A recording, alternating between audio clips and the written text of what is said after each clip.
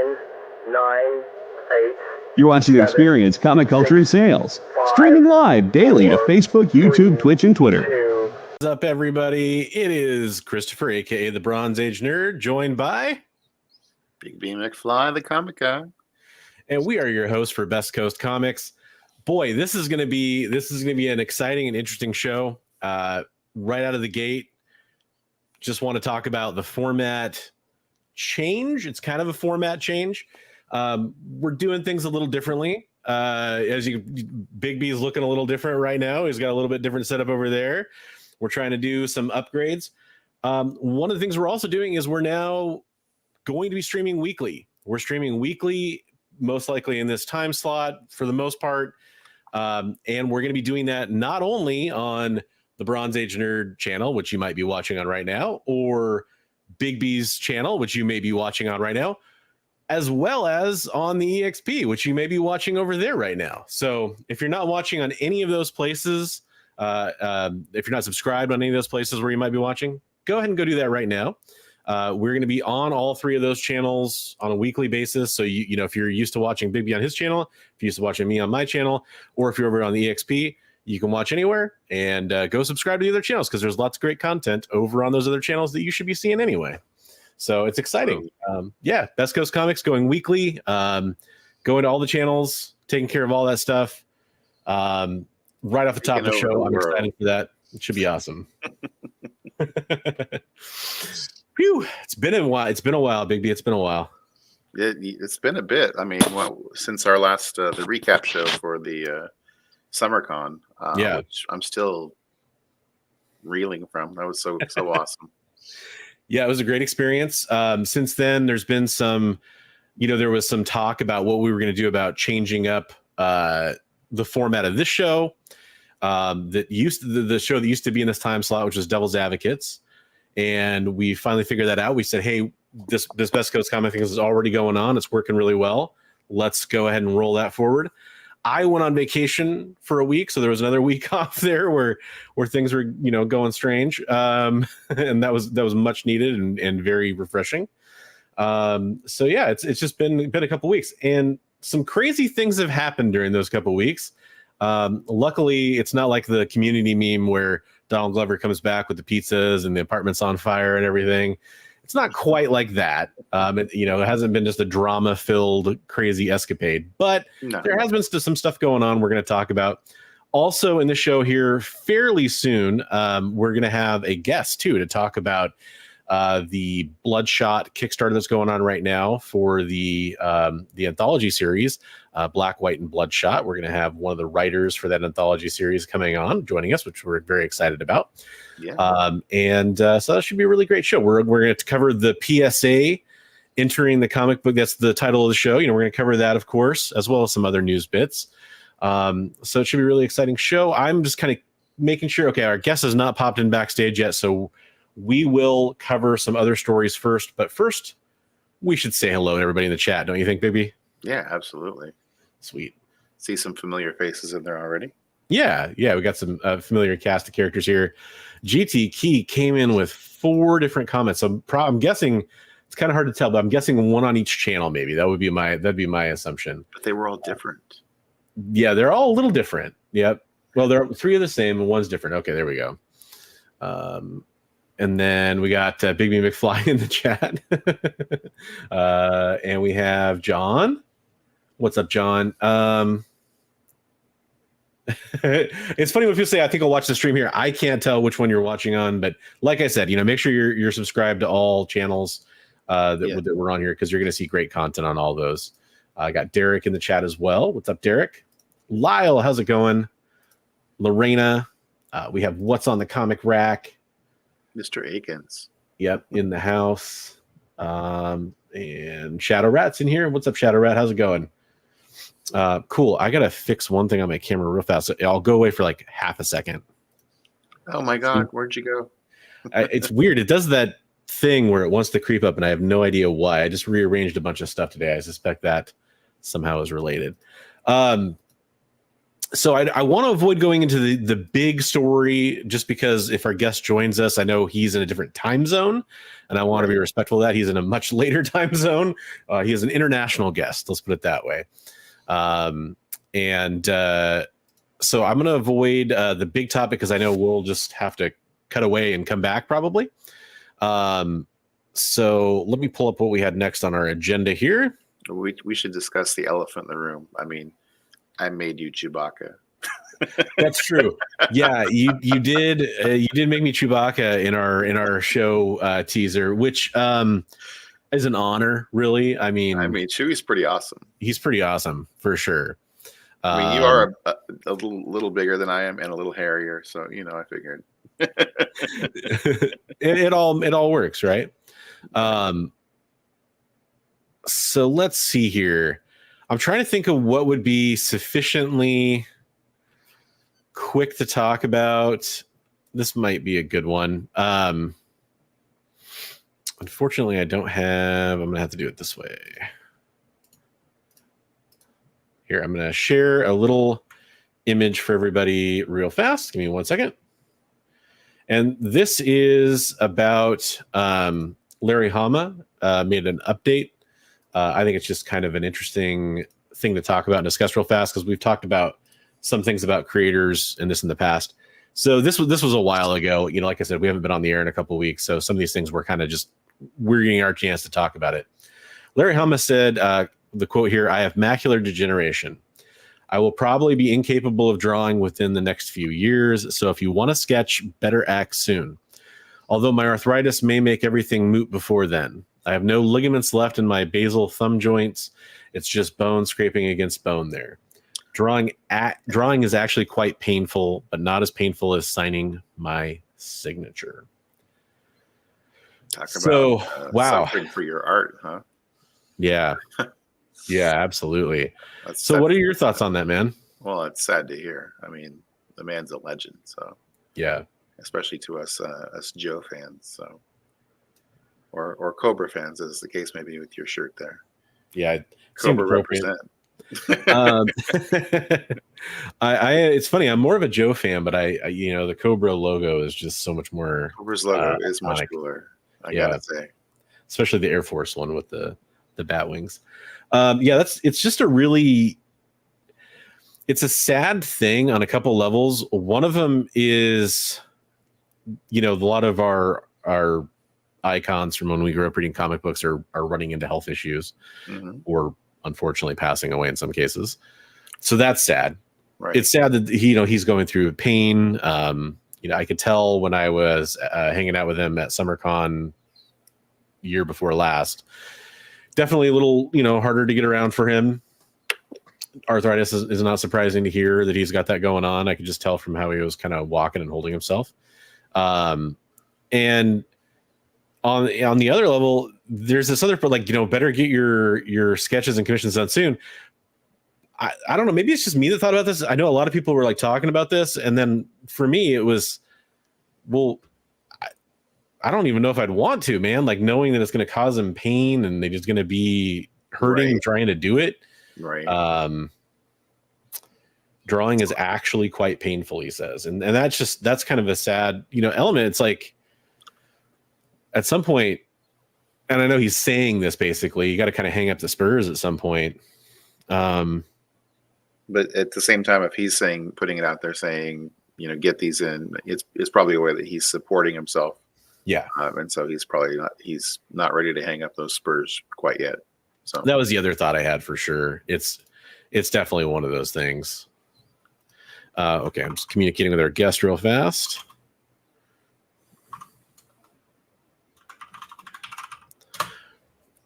So we will have a guest joining us in a minute here. He's going to try to hop in, and I'm going to give him a minute back there to make sure, he's got his camera set up. It looks like it is and everything, but I'll give him a minute and let him know when we're bringing him in as we wrap up talking here about Larry Hama.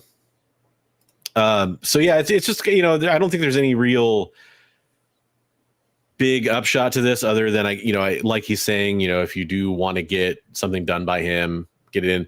The one thing actually that I will say is kind of interesting about that too, is he said it's not as painful as signing his signature.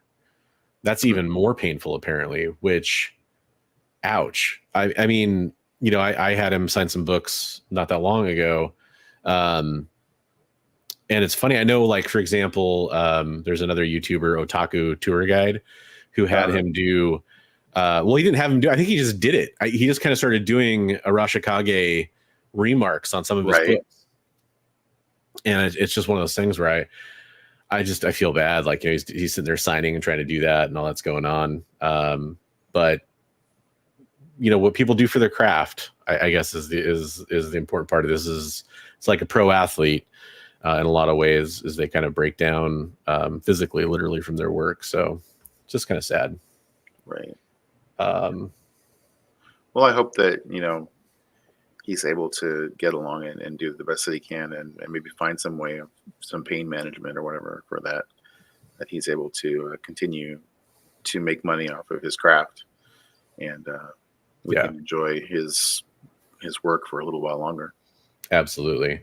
I mean, that kind of goes back to like when we were at SummerCon, getting able to meet Jim Shooter and a lot of those other guys, you know, Starlin and all those other guys. And were you were there when some of the other legends that have since passed were up at SummerCon, and they passed since then. So I mean, we had gosh, what can I think of his name?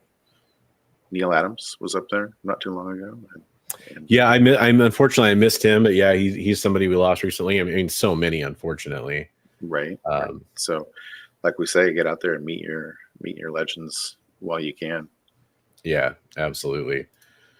Hey, what's up, Damien and Figure Drawing? Damien. Nice to see both of you in the show. Yeah. So we do have our guest backstage. So I'm gonna let him give me a thumbs up if he's good to go back there. Okay, cool. So real first, before I even get to that stage, why don't you answer this question while I bring up his Kickstarter before we start talking to him? Derek wants to know, while we wait, Bigby, can you tell us about that fish behind you? That is a metal art piece of the Cascade Mountain Range with a night sky superimposed over a salmon. And this place where I have my office, my wife and we were remodeling it for a Airbnb, so it's got a lot of Pacific Northwest themed stuff. I've got a big print of Mount St. Helens exploding here on the wall next to me. So right on. Love that Northwest. You know, hey, we're Best Coast Comics. We're over here on the West Coast. But our guest who's going to be joining us here right now is not from the West Coast. Not at all. He's from like I say, he's an international guest. So I'm going to end the suspense and bring him on. Everyone say hello to Tom Wortley. Hey, how's it going? Hey guys. Hey. Welcome. Thanks for joining us. Thank you. It's I'm from a West Coast, just not the US West Coast. I'm in the Argentinian West Coast. We're very glad to have you, no matter what West Coast you're on. And I know it's a little later over there, so thank you for joining us over here on our time zone for the show tonight. Real fast, what I'm going to do is before we get a chance to talk to you for a few minutes and kind of learn a little bit more about you, I'm just going to share. This is linked in the description below on my YouTube. I'll update it after the show on the other channels because I put the link in kind of late for this, but it is in the description below, and I'll paste that in the chat in a second. But this is the Kickstarter we're going to be talking about today. It's up right now. It's got 24 days left on the campaign. It is the Bloodshot Anthology series, Black, White, and Bloodshot. And Tom is one of the writers on this series. He wrote one of the stories for this series, so that's why why we have him on the show tonight. But I definitely want you to get a chance to check out the campaign. Go support it if you want to back it right now. As we're talking to Tom, I think you might have a chance to hear a little bit more about the project. Probably not spoilers for his actual story, of course. But I'll paste that link in the chat right now. And then beautiful artwork. Yeah, there's some great artwork in here. I was scrolling through it earlier. I mean, just like that shot right there is just gorgeous. That's for awesome. Example. Let me paste that link in the chat for everybody so you can go follow along. And then I'm just going to remove this so we can make everybody big again. And we'll go back to it, of course. So, Tom, first of all, welcome to the show again. And I just want to get a chance to say that, you're somebody who's been hanging out at my Discord for a while. Viewer of the channel. So that's really cool for me to have somebody who works professionally in comic books kind of following along and has been for a while. So it's really awesome. It's awesome to have you on the channel. So that's really cool. I know this isn't your first work in comics, and you've been doing a lot of various things. Why don't you tell us a little bit about yourself and your career and what you've worked on? Sure. Well, I have a career in comics where I live. It's not easy to make it to the U.S. as a writer, especially if English is not your first language, which is my case. So I grew up speaking Spanish, and I was lucky enough to learn English at a very early age because of my family. So. But usually editors in the US don't even want to read like a writing test from you because you're not a native English speaker. So I was lucky enough to have these opportunities, and I also was lucky enough to be um, uh, working as a screenwriter and working for Disney for a bunch of years as a screenwriter for Latin American projects, and kind of like that kind of work also gets like gets you a little bit ahead when as far as resume goes. So that's why I have been getting a little bit more projects for the U.S. market lately. Right on. Yeah, I know. A while back, you were on Machine Girl, right? You did a story for that. Yeah, that came out here in the United States. So, how many U.S. comics have you worked on at this point? Not a lot. I did the Machine Girl issue, and I had a story in the Heavy Metal magazine when it was run by Grant Morrison. So I'm really happy about that. Yeah, that's really cool. And the story it's a little bit easier for artists to get jobs in the U.S. and for us for us writers it's a little bit more difficult. But I'm starting to get a little more opportunities, and I'm trying to grow in the U.S. market a little bit more. And with with this project, I hope some of my earlier projects that were done in Spanish can be translated and possibly published there. Yeah, I hope so too. That'd be amazing. So I Sleepy Readers in the chat saying he's excited for the comeback of Valiant. I know a lot of us are. Coming back to this project a little bit, can you? I know you don't want to spoil the story or talk too much about the actual story you're going to have in the comic, but can you tell us a little bit about how you got involved in the Bloodshot comeback? Yeah, actually, the one of my editors here in Latin America, here in Argentina, is one of the editors responsible for Valiant comic books now in Alien Books, and now that there's a partnership with Alien Books, and he contacted me because he knows I'm a very avid comic book reader and a comic book fan. That's why I follow your channel too, and well, that's what all this is. So, and he asked me if I was willing to like contribute a story for this and maybe pitch something else for the Valiant. For the whole Valiant comeback that's happening right now, and I was of course thrilled because these are comics I used to read in the 90s, and then I came back for the reboot in 2012, and this is really interesting to me to be part of like this revitalization of of a brand that it was with me for a long time. Absolutely. It's definitely exciting. I brought it off because I wanted to make sure we had a chance to kind of see you a little bit bigger, but I'll put it back up for now. This is the campaign.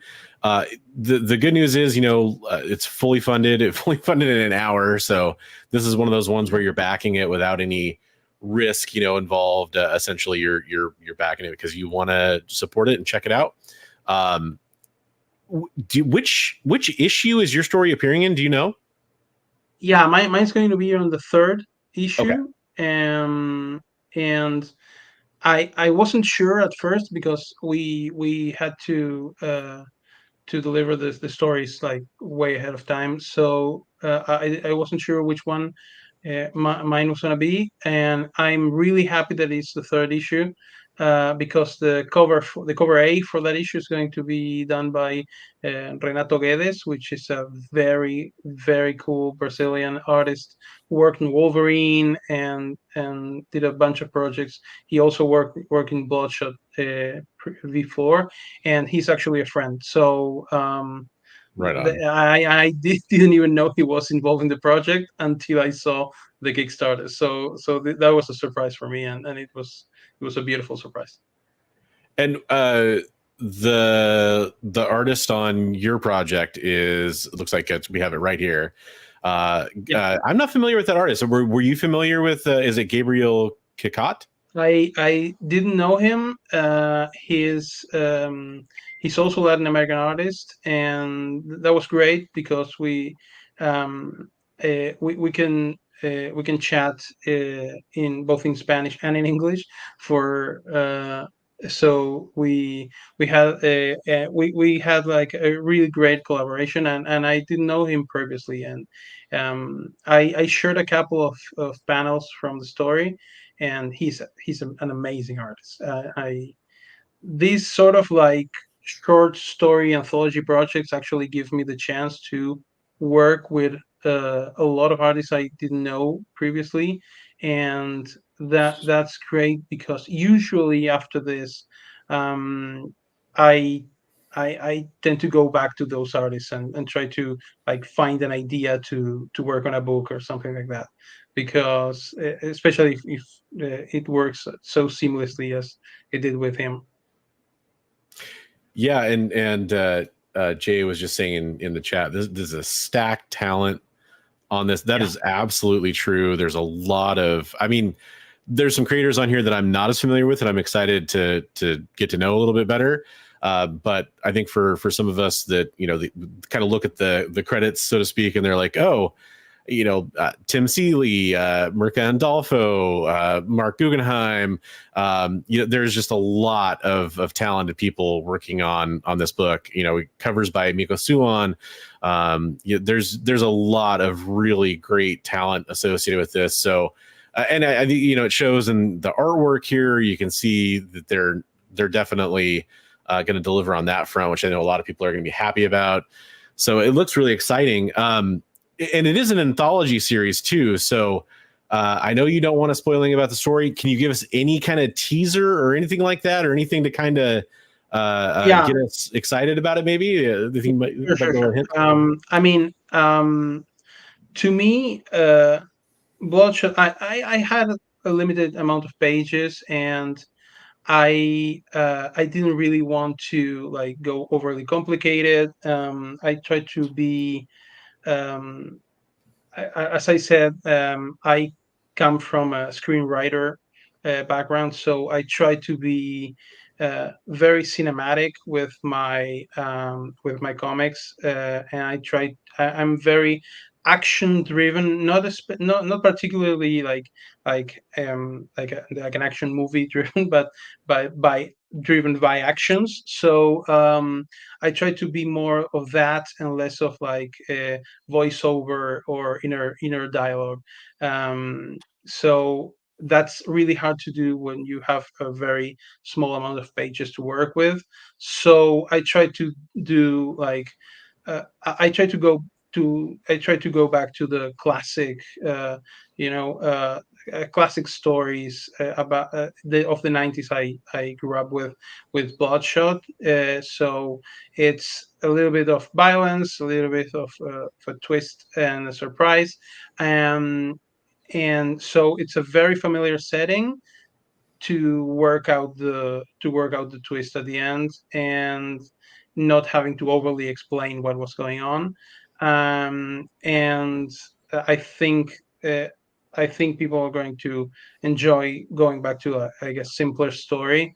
And I try to work out the complexity on something else like panel layouts of the page, for example. I Cool. try to work with I mean, a couple of references from Alan Moore in Watchmen, for example. Nice. Right on. It's more of a subtle storytelling than just like saying what the character is thinking out loud. It's something else. Yeah, that makes sense. We did have a question from chat. Do you have any hope to be working on any other Valiant characters or properties soon, by chance? I hope so. Yeah. There's still nothing solid.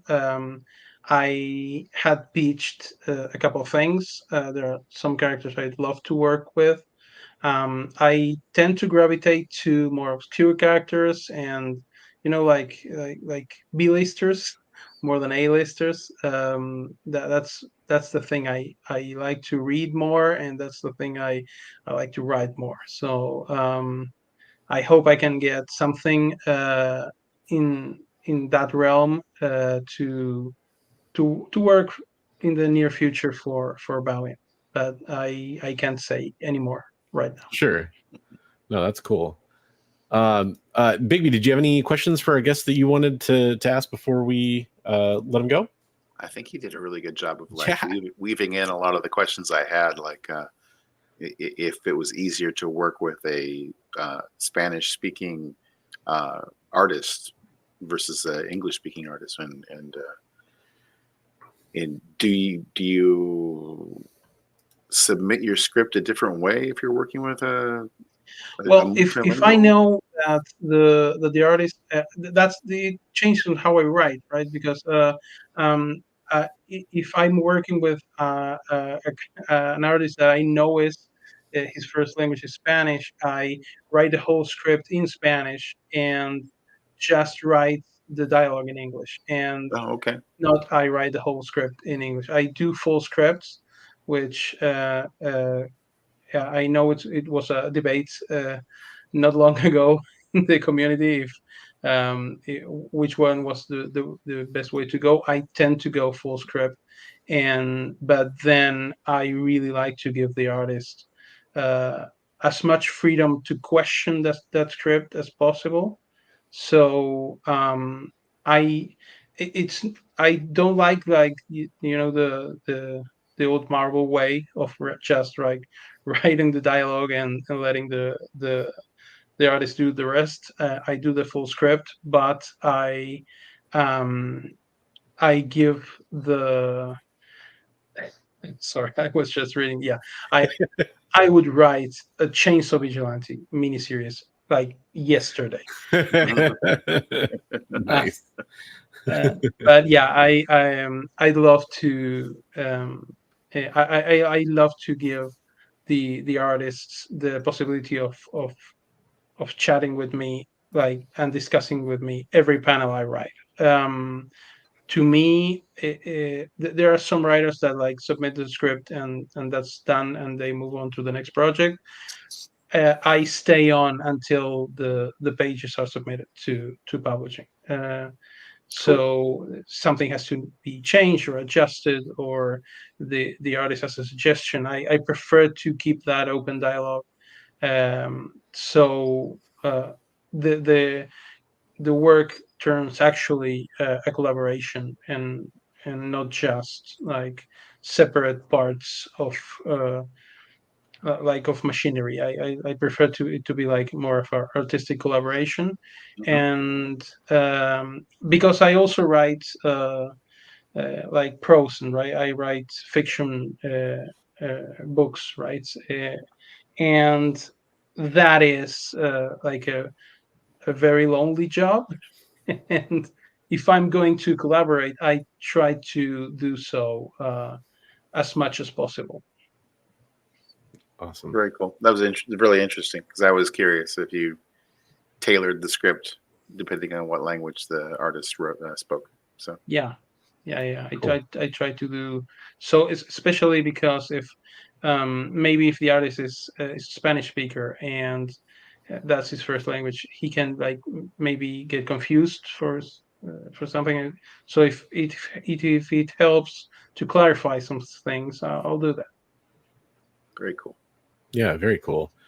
Well, I know it's much later for you over there, and I really appreciate you hopping on to join us. I really just wanted to, it's cool that we've had, so many interactions, and I've get to see like the comic books you post that you pick up and stuff like that for years now. And just, I made sure to order a copy of Machine Girl when I knew you were working on that. And just, I love following along, and it's fantastic to see you getting into more comics, especially something like prestigious as a Bloodshot comic. That's definitely a comic most of us are familiar with. It's just a really cool sign for the trajectory of your career, and I can't wait to see you do even more. I do want to take one other opportunity to show the Kickstarter real fast for everybody. It is open now. There is a link in the description. You got some time left to go check it out. I highly recommend you go check it out and see if you want to back it, because it'll help encourage more projects from the relaunch of Valiant. We can see more stuff come, and hey, who knows? Maybe we can have you back when you're working on your next property from Valiant, because this is so successful. So that's what I'm hoping for anyway. That'd be great. Yeah, I hope to be back for whatever next Valiant project is, and if, as Preston said, if I can get to work on Ambush Bug, I'll be happy to do so. Absolutely. Before we let you go, is there anything else you wanted to let us know about, or anything else you have coming out you want to plug? Or I'll sure share it with you when it is. I'm working on another anthology that's for a smaller company that's located in Canada, and that is like a full book, like a science fiction anthology book, and the mission statement of that publisher is to bring Latin American talent into the English speaking market. So every artist and every writer on that book is going to be from a different country in Latin America. So Great. I have that's I have cool. a short story there as well. And the idea of the publisher is that the short story, if there is interested in it, it can eventually evolve into a full-blown book of its own. So I did a nice story with a Mexican artist, and it's like I took the idea of The Little Prince by the Little Prince book by Antoine de Saint-Exupéry, and I turned it into a horror story. So I'm working. The story is called Little Prince of Darkness, and it's it's about the son of the devil coming to Earth. So Nice. that's Sounds going like to it. be another Kickstarter that's going to launch uh, relatively soon this year. So I'll keep you posted about that one. That's Yeah, awesome. I agree. Awesome title. That sounds very cool. That's an exciting project. Cool. All right. Well, we do appreciate you coming on and joining us and talking a little bit about the project. It's something that I was definitely interested in as soon as you mentioned you were working on it. Even before that, when you teased what you were going to be working on something cool, it was exciting to see it kind of all unfold. So awesome to have you on tonight. Thanks for joining us. And folks out there, go back the Bloodshot anthology series, Black, White, and Bloodshot, over on Kickstarter right now. Tom, have a great night. Thank you so much for joining us. Thank you very much. Thanks. Oh, that was cool. Hey, that was cool. I would love to have him back on for any projects he's working on. Yeah, he's a really awesome guy. Like, just watching the stuff he posts up and like checking out his collection and just the stuff he's into, and I've been loving following that for a while, so it's really cool to see him working on stuff that I know he's been working on all kinds of things. Like he shared a show that's available in Latin America that's on Disney Plus that he worked on and stuff like that. It's like that's really neat. So that's cool. Yeah. So I think, are we due for a break? We are, yeah. So real fast, I do want to explain for people who may not be familiar with this format, since we are streaming on the EXP, as well as a couple other channels that you're more than welcome to go subscribe to as well. One of the things that we will be doing periodically here on the show is we'll be showing some of the commercials that run over on the EXPs from some of the sponsors, for some of the shows that are available over on the EXP, for comic books, things like that. So we're going to run that real fast. It'll run for, about a minute or two here coming up, and then we'll be right back to talk about another topic and comic book news. So hang on and check out some of the sponsors. We'll be right back after these messages.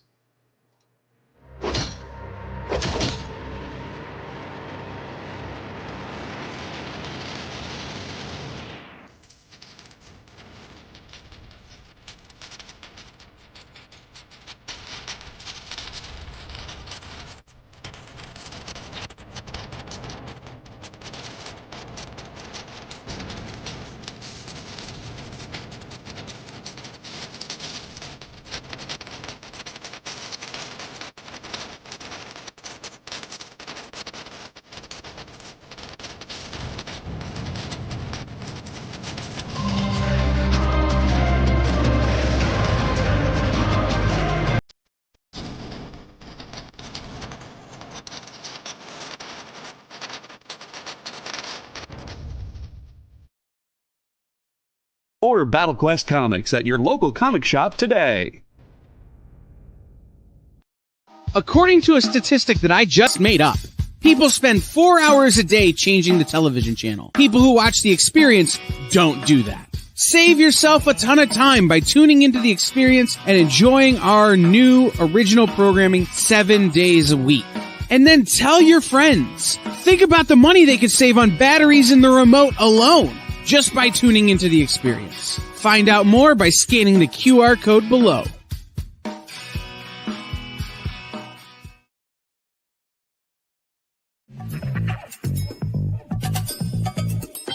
Live from New York.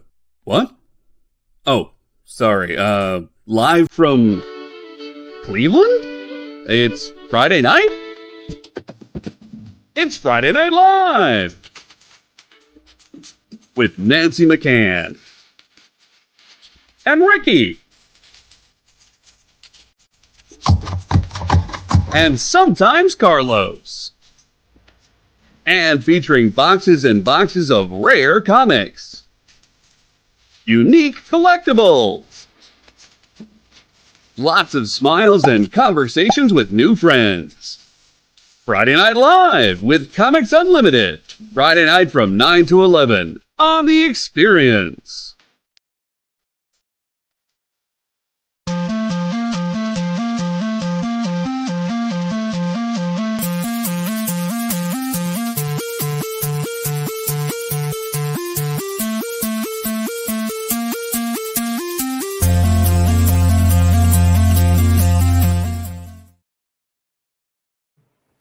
Hey, welcome back, everybody. For those that are just joining us or maybe watch that and we're wondering what's going on, this is kind of the new normal for what we're going to have going forward for Best Coast Comics. We are streaming to Bigby's channel, my channel, as well as the EXP. And those were some advertisements that run over on the EXP. This show is now taking over the time slot that Devil's Advocates used to occupy. And now we can devote all our efforts to making this show better, doing it every week, for example, bringing all kinds of fun stuff. So in interest of doing that, make sure you go subscribe over to the EXP, follow along over there so you can check out some of those wonderful programs that you just saw the advertisements for. And got a couple of comments here. I wanted to make sure we get to this one first. Jay wants to thank everyone for being here tonight. Hope you're all enjoying the show so far. I echo that sentiment. And we also want to say hello to Geek Out with Roscoe. What's up? Roscoe. I think you may have gotten a package recently, Roscoe. I'm curious to see if you've opened that one yet. If not, that's totally fine. Just curious. Speaking of which, we do a weekly giveaway in the chat here. I do have a couple prize packages ready to go. So I'm going to reveal the hashtag that you're going to want to type into chat if you want to enter for a chance to win some free stuff. I'm going to show you some books here in a second. You'll get a chance to win those. But I also throw in extra stuff. Just ask Roscoe. There's going to be extra stuff in your boxes. It's really just a chance for us to get you some free stuff. And so, thank you for supporting us here on the show. The hashtag, some doodlings, maybe. Yeah, maybe. Well, some. I mean, there might be some doodlings. For this show, because we just had Tom Wortley on, who is one of the writers on the new Bloodshot anthology series. Let's do hashtag Bloodshot. That's all lowercase Bloodshot, one word. And that will be our hashtag. I've already started collecting entries in that. So if you want to type in hashtag Bloodshot, you get a chance to win some free comic books. Hey, right on. That's awesome to hear. I'm glad it arrived presumably safely, Roscoe. Totally. I hope you enjoy it. Yeah, if as long as I guess you could say like, oh, it was torn in half. So I got two packages, prize packages that were floating around from last time. I did finally get a hold of Shattered Glass Reviews, which was our winner that I was waiting to get his address from. So I got that package going out to him. We have a couple awesome Hulk books here, and I'll kind of throw in some Marvel cards and Marvel related stuff, but I'm not going to say any spoilers or any rumors and that kind of stuff, but let's just say there might be some Hulk stuff going on. So that's all I'll say. Some rumblings. Yep. And the other prize package is more of kind of DC, but also a little indie. We got a Nightwing Huntress trade, and we have a gorgeous Batman Grendel trade. I love that Batman Grendel. Matt Wagner is so underrated. Oh, he's just fantastic. So you get a chance to win, one of those two prize packages, plus I'll throw in extra stuff. So if you're around at the end of the show, you can tell us what you want. If you're not, you get whatever we choose. But we like to offer some variety. Yeah. And feel free to drop a line in the chat if you're like, oh, I'd really want the Hulk ones or whatever. And then, I'll probably remember that when it comes time to draw your name later.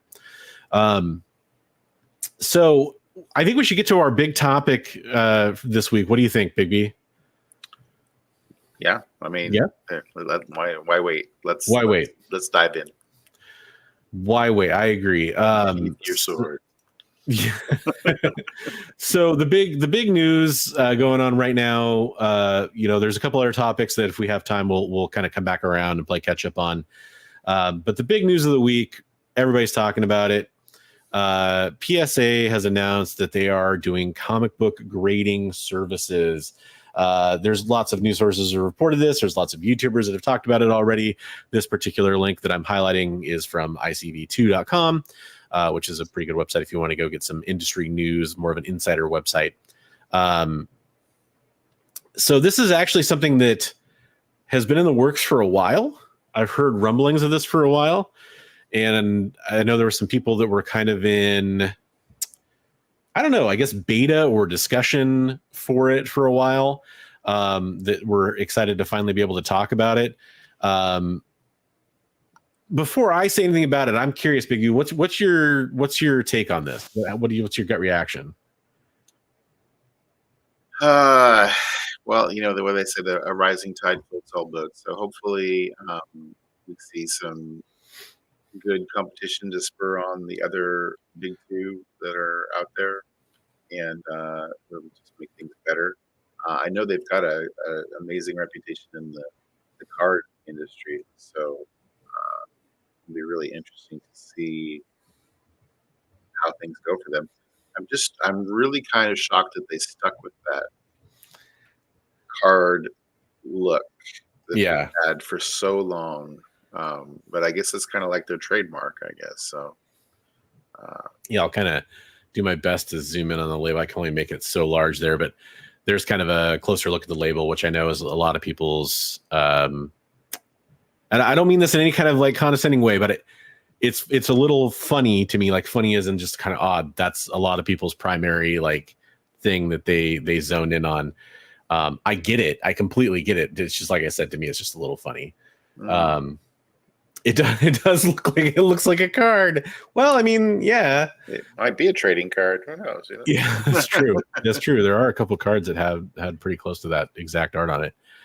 I'll just tell you, for me, this is giant congratulations banner shooting off fireworks into the air. I've been saying for years that I wanted a serious lineage, pedigreed, respected name to enter the grading market as a competitor for CGC and CBCS, as well as the other grading companies, of course. I'm gonna fix my. So if you ever see me do, see, I've got this weird little line going on the bottom of my screen. If you ever see me just do that real fast, it's because I'm fixing that. I don't know why. As soon as I deactivate my camera and reactivate it, it just goes away and then it comes back. Because you're teleporting between timelines. Yes, that actually, it's multiverse of madness over here. Yeah, competition is good. That's why I'm so excited about this. Figured I just said I'm super rooting for them, and that's where I'm at too. Kamikaze in chat. Hey, what's up, Kamikaze? At first, CGC card case and label looked like the comic one. They have since changed it. Maybe PSA will do the same. I know that a lot of the initial feedback was about the label, and it's funny because as somebody who doesn't really like CBCS's newest label, their one before that, I heard so many collectors say that's the reason why they wouldn't submit to CBCS. Oh, their label is ugly. I don't like their cases, which, by the way, I think their cases are amazing. But their label is ugly. And I get part of that because like it didn't really highlight the grade. And that was a very intentional thing by CBCS. The point I'm trying to make here is that labels matter to collectors. Right. It's funny, when it comes to the card market, which I will not pretend to be an expert on, I know there's strong opinions on the primary card grading companies out there. And as I understand it, depending on the era of the card, if it's a super modern numbered refractor insert kind of a thing, or if it's a vintage card from like, by vintage, I mean like from before the 50s or something like that. Again, I'm not a card collector. I know that there's certain companies that have certain strengths in certain categories. And then there's people that say, oh no, this card company is good and this card company is bad. With comic books, it's really been, I hate to say it, but it's either, do you like CGC or not? Has kind of been the question. Right. And it's been voting with your wallet too. Yes. And people not wanting to take a hit on the resale value of their books. Yeah. I mean, whether they like the design or look of another company and love the cut of their jib, do you want to take that monetary hit? Yeah, and that's been a lot of it. I mean, really what it comes down to, it's funny that monetary hit, I think, comes down to, for lack of a better term, consumer confidence. And I don't necessarily mean confidence in the integrity of the grading company, but confidence in the brand. Right. Whether that's because of integrity of grading practices or accuracy of grading practices or just the way that the slab looks, for example. The consumer confidence has been in CGC.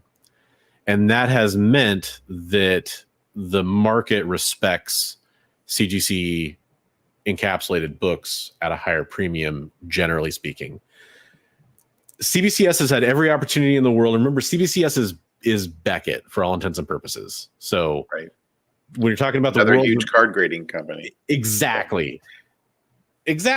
So, and that's where they got their signature authentication was because of the Beckett. So yeah. And that's what really, really kind of, solidifies to me where this is kind of a no-brainer from a conceptual perspective, at least, to have PSA in this sector now. I'm excited. Like I echo that sentiment that I'm super rooting for them. That's exactly how I feel. Right. I will most likely be supporting them unless I see some kind of red flag that says I shouldn't do this, and that hasn't been revealed to me yet. But I will kind of be watching closely. I'm certainly going to try to submit some books as long as nothing like that comes out. I think it's going to be a big deciding factor is going to be that first big auction that has some big books graded by them, and where they shake out as far as consumer confidence in their grading ability. So we'll see how that goes. A couple comments about cases here in chat too that I want to make sure. Figure says yes, I like the CBCS cases too, and Kamikaze says CBCS cases is by far the best in the business. Also, hella hard to crack open. The new one, that's the linchpin for me, is case quality. Yeah, and I've said before, like, the label is whatever. Like, I don't care about it that much. I would take the CBCS slab, the actual physical slab itself. If I could get all my comics graded in that, I would. It's by far the best one that I've actually physically held. There's a couple out there I haven't had a chance to hold. Like I don't think I've held a recent PGX case. I can't imagine they've stepped up their quality because nobody's saying that, but maybe they have. And I know Halo is another company that's out there. I haven't physically seen a Halo graded comic book, so I can't speak to their cases. But yeah, the CBCS case just feels like a tank compared to the creaky, cracky, flimsy feeling CGC ones that I've encountered. They don't scratch as easily either, which is nice. But Adam has a really interesting point. If PSA made a UV protected case, it would be great. That's a really good point. I know that the plastic is much more expensive. Yeah, for sure. Somebody was saying, what were they saying? A big opportunity for somebody to really showcase something like that would be to take a glow in the dark cover, like that Ghost Rider glow in the dark cover. Yeah, put it out in the sun and then show if it glows, because you're getting that. Are you getting that UV protection? Are you getting that? Are those rays getting through? So.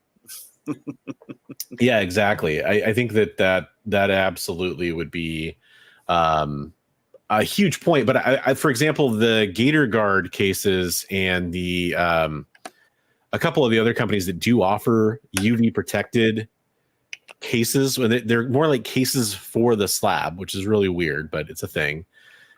Or in Gator Guard's case, it's case, get it? It's usually for a raw comic book, right? That you put in there. They offer UV protection with like up to 99%, like between 96 and 99%, depending on the company.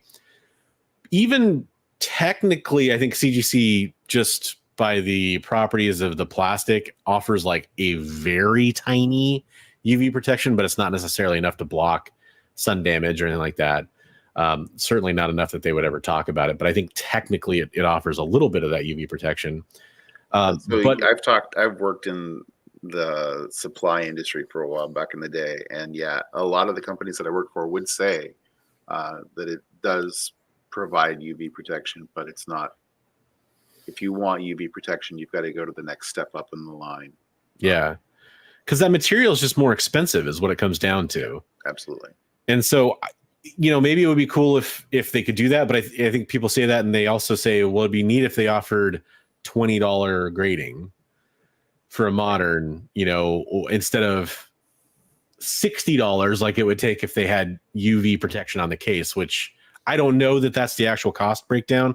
I do know that the clear acrylic, for lack of a better word, that's not really what it is, material that does offer high UV protection is pretty pricey. I think somebody's missing the boat with maybe making something like the plastic covers or the glass covers that we put on phones, making a UV piece that would just kind of almost static cling to a slab and offer UV protection. Yeah, that's interesting. Yeah, but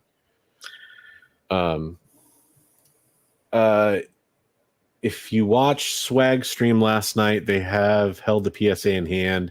They said it's super heavy compared to the rest. That's interesting. No, I actually, so I've been wrapping up vacation, and unfortunately this weekend dealing with sick family members in the household, and I haven't had a chance to watch their stream, but I actually am really curious to watch it. You need to throw up on the screen the PSA thing again. Chris, Comic Oh, Tropes. yeah. And what's PSA? Yeah, that's what I was going to get to here. I got Chris from Comic Tropes in the chat, which is always great to have him here. I am terrible at doing this every time he pops in, but he is amazing at doing it. So I'm going to make sure to take a minute to say, if you aren't following Comic Tropes, because I think this is the problem, is I assume most of you are. Right. But if you're not following Comic Tropes, please go follow not only his Comic Tropes channel, which, like a great Mike Zeck video just came out. I was going to say that Mike Zeck video was awesome. I mean, Yeah. I've always loved Zeck's artwork, and it was very Zegsy. Nice. Go follow his channel for that reason. Also, go follow Pros and Cons, which is his channel where he does more like live streaming type content. He does a show on Mondays that I highly recommend you check out, where he covers like news and topics. He also has interviews, and he is just an awesome dude with a great perspective on things that I really like following. And he does amazing art too, so you can go check him out doing that stuff too. Talented individual. But to answer his question, what's PSA? PSA is a grading company. So this is very similar to like CGC, CBCS. PSA primarily has graded sports and non-sports collectible cards. Mm-hmm. So baseball cards, they grade Marvel cards. I actually have the Stan Lee Marvel Universe Series 1 card or whatever, the one where it's like him as like Combo Man Marvel character, basically. I have one of the PSA slab of that card, for example. So you can get the comic cards, as well as, they're really big in like baseball, football, like the main sports cards, right? My friend Brandon from Mon Comics sent me a PSA 10 Wolverine from the Marvel Series 1. I was like, yeah. I started crying when I opened the package. I was like, oh my God. If you guys don't know, it's a very valuable card. Yeah. No, I actually saw that. That was a great moment. They said it was medical grade plastic. Not sure what that medical grade plastic. I do wonder what that means technically in this regard. Does it mean like the like prosthetics, or does it mean like? I mean, I almost wonder if that maybe they were trying to say hermetically sealed or something, but I don't know. That's interesting. I once used a PGX case that had a crap comic I won from some random giveaway somewhere to protect a comic I sold to an international eBay buyer. It worked. I didn't want eBay to touch the comic. Okay. All right. I didn't know where we were going with that story, but it's definitely interesting by the time we got there. Oh, because you have to send it to eBay to be shipped to the international buyer. I get it. Yep. Yep. What if a grading company covered it in lead so no sunlight gets in, and also includes a free bag of candy as a bonus? Well, you had me at candy. Right. There you go. Who needs to see the book? Covered in lead. There we go. Yeah. I mean, first of all, why is there not like a Superman X-ray vision lead gimmick for a comic book already? That would be the greatest gimmick cover of all time. There you go. Like you pull off the lead casing and like you get to see through the comic or something. I don't know. I actually don't know where I'm going with that, but it seems like a great idea. You get some X-ray specs that can look through. I don't know. Yeah, right. There you go. Yeah, I mean, bringing in the X-ray specs is actually a really great idea because it just harkens back to the fantastic old ads that I love from comic books. That PGX case was so easy to open. Again, I just needed the case to protect a comic. Yeah, that is kind of interesting. Like the CGC cases, I've never personally cracked one, but I've seen it done many times. I just never had a reason to crack it myself. You can crack it in 4 seconds. I saw Dave do the West Coast Avengers do the counter. Have you seen the counter crack before? No, I've only seen like the screwdriver twist thing. The old cases, you can do a counter crack where you just go whack and it'll crack the case, but you're really risking damaging the book.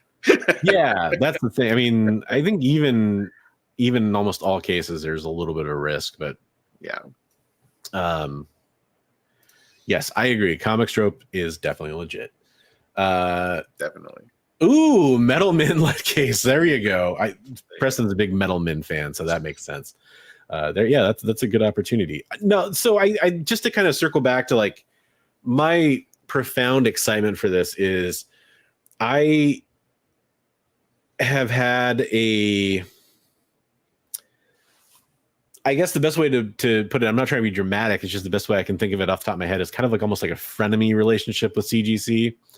Mm-hmm. Where I have CGC graded comic books, and I've explained a million times the reason why I do it. It's usually for value, for insurance purposes, for inheritance purposes.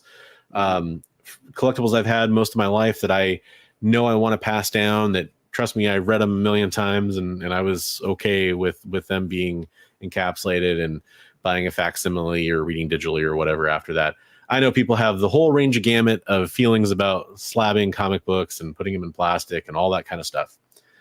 But I think it's fair to say that grading is not going anywhere. If anything, it's only going to be picking up steam. And considering that, I really do think that it's good to have a new strong potential contender in that market space, because CBCS, was the other big name in that space. They really weren't doing much to capitalize on their opportunity to become the Pepsi to CGC's Coke, right? Like, it just wasn't happening. There were so many openings where they could have just really gone for the throat and really made a difference, and they didn't do it. If anything, they fumbled the ball even more in most cases. Whereas now this might make them step up more now. For example, this could cause them to be like, oh no, we have another big, previously card grading company getting into this space. If we don't do something, they're going to take our market share. Yeah, we're going to become number 3 instead of being, taking the table scraps from CGC. So yeah. Now, it does make me wonder. I don't know, who's the other big card? Is it SGC? Is that the other big card grading company? I don't know. There are a lot. There are some that don't really hold any.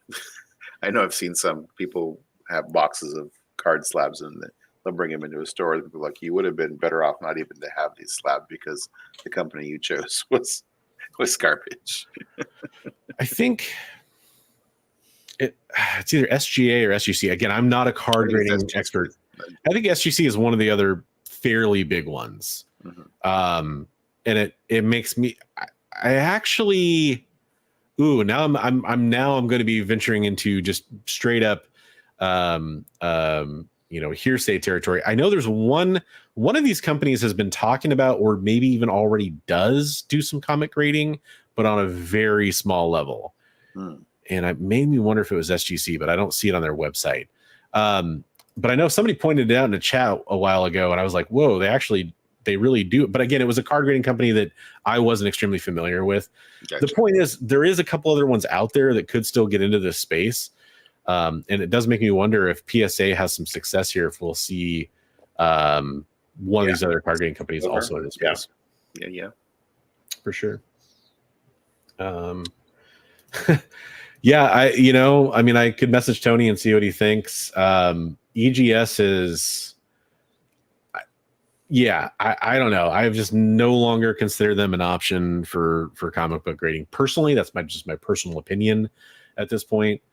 A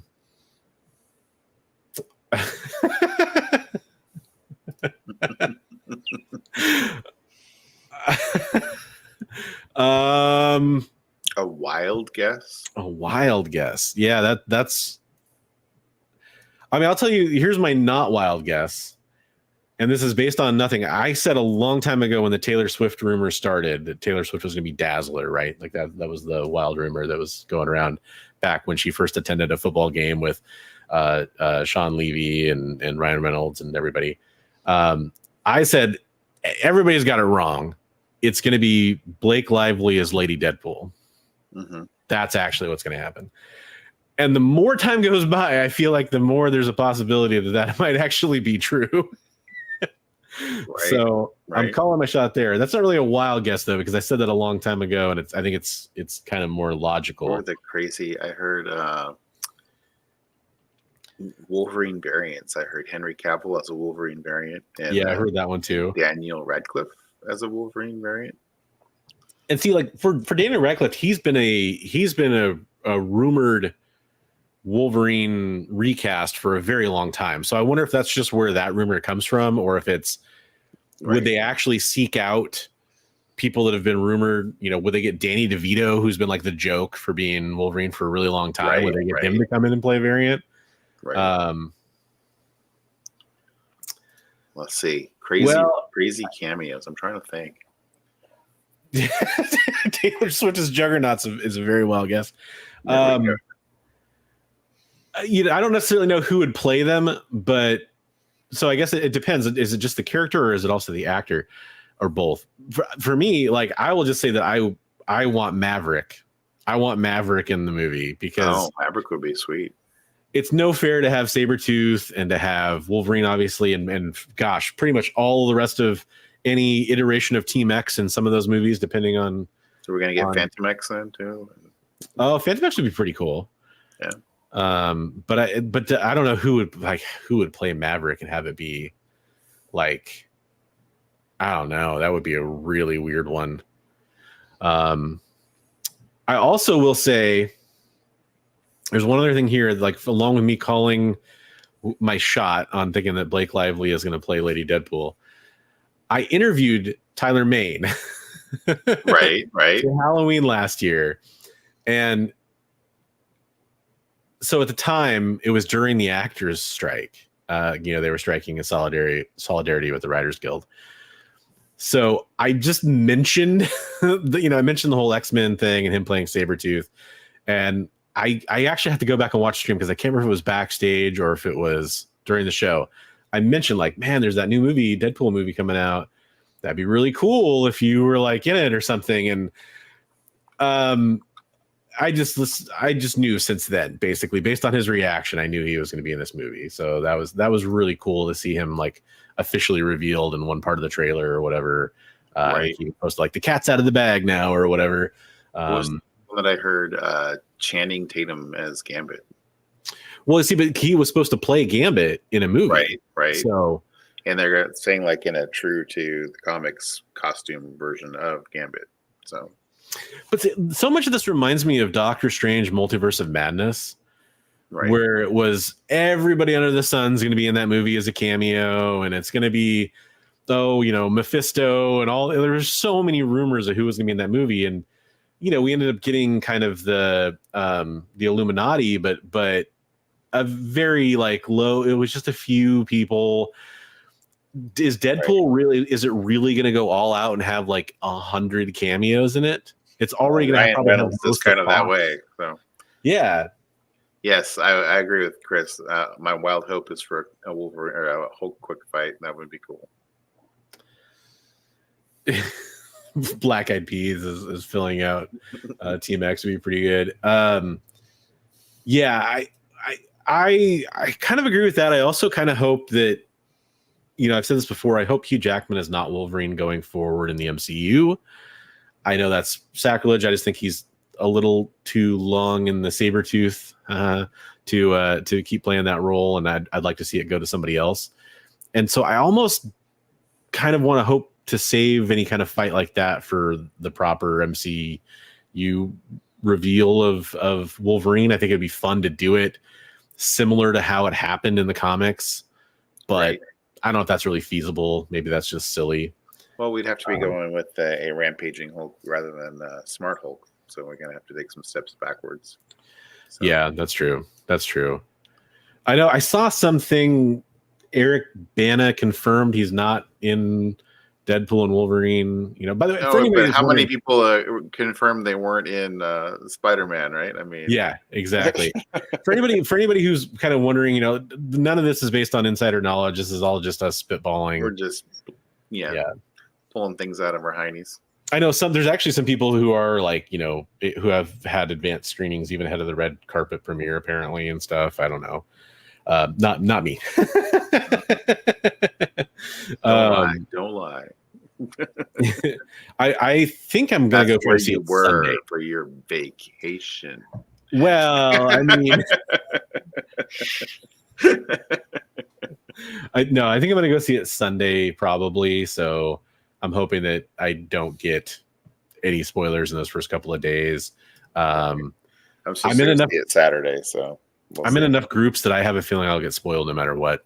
It's just we're in that X-Men group, and they've been really good about not spoiling things. So the problem is I'm in groups with like speculators where they're like so quick to like to start, oh well, it's so and so, so I gotta like turn off all my notifications and stuff, and it's speaking of speculation, did you get that message I sent to you about Chip, the Green Lantern squirrel?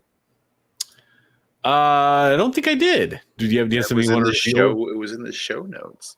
So they had during the last days of filming for the Superman movie, they brought a squirrel out in a cage that was an acrylic cage, and he sat there and he was talking to this squirrel character, and so people are conjecturing that this is going to be Chip, the Green Lantern squirrel, and far be it to be him to be the next Rocket Raccoon of the DCU, with our James Gunn of high up the DCU. Yeah, with Sean Gunn voicing him, no doubt. Yeah. Or I mean, maybe they'd have Bradley Cooper.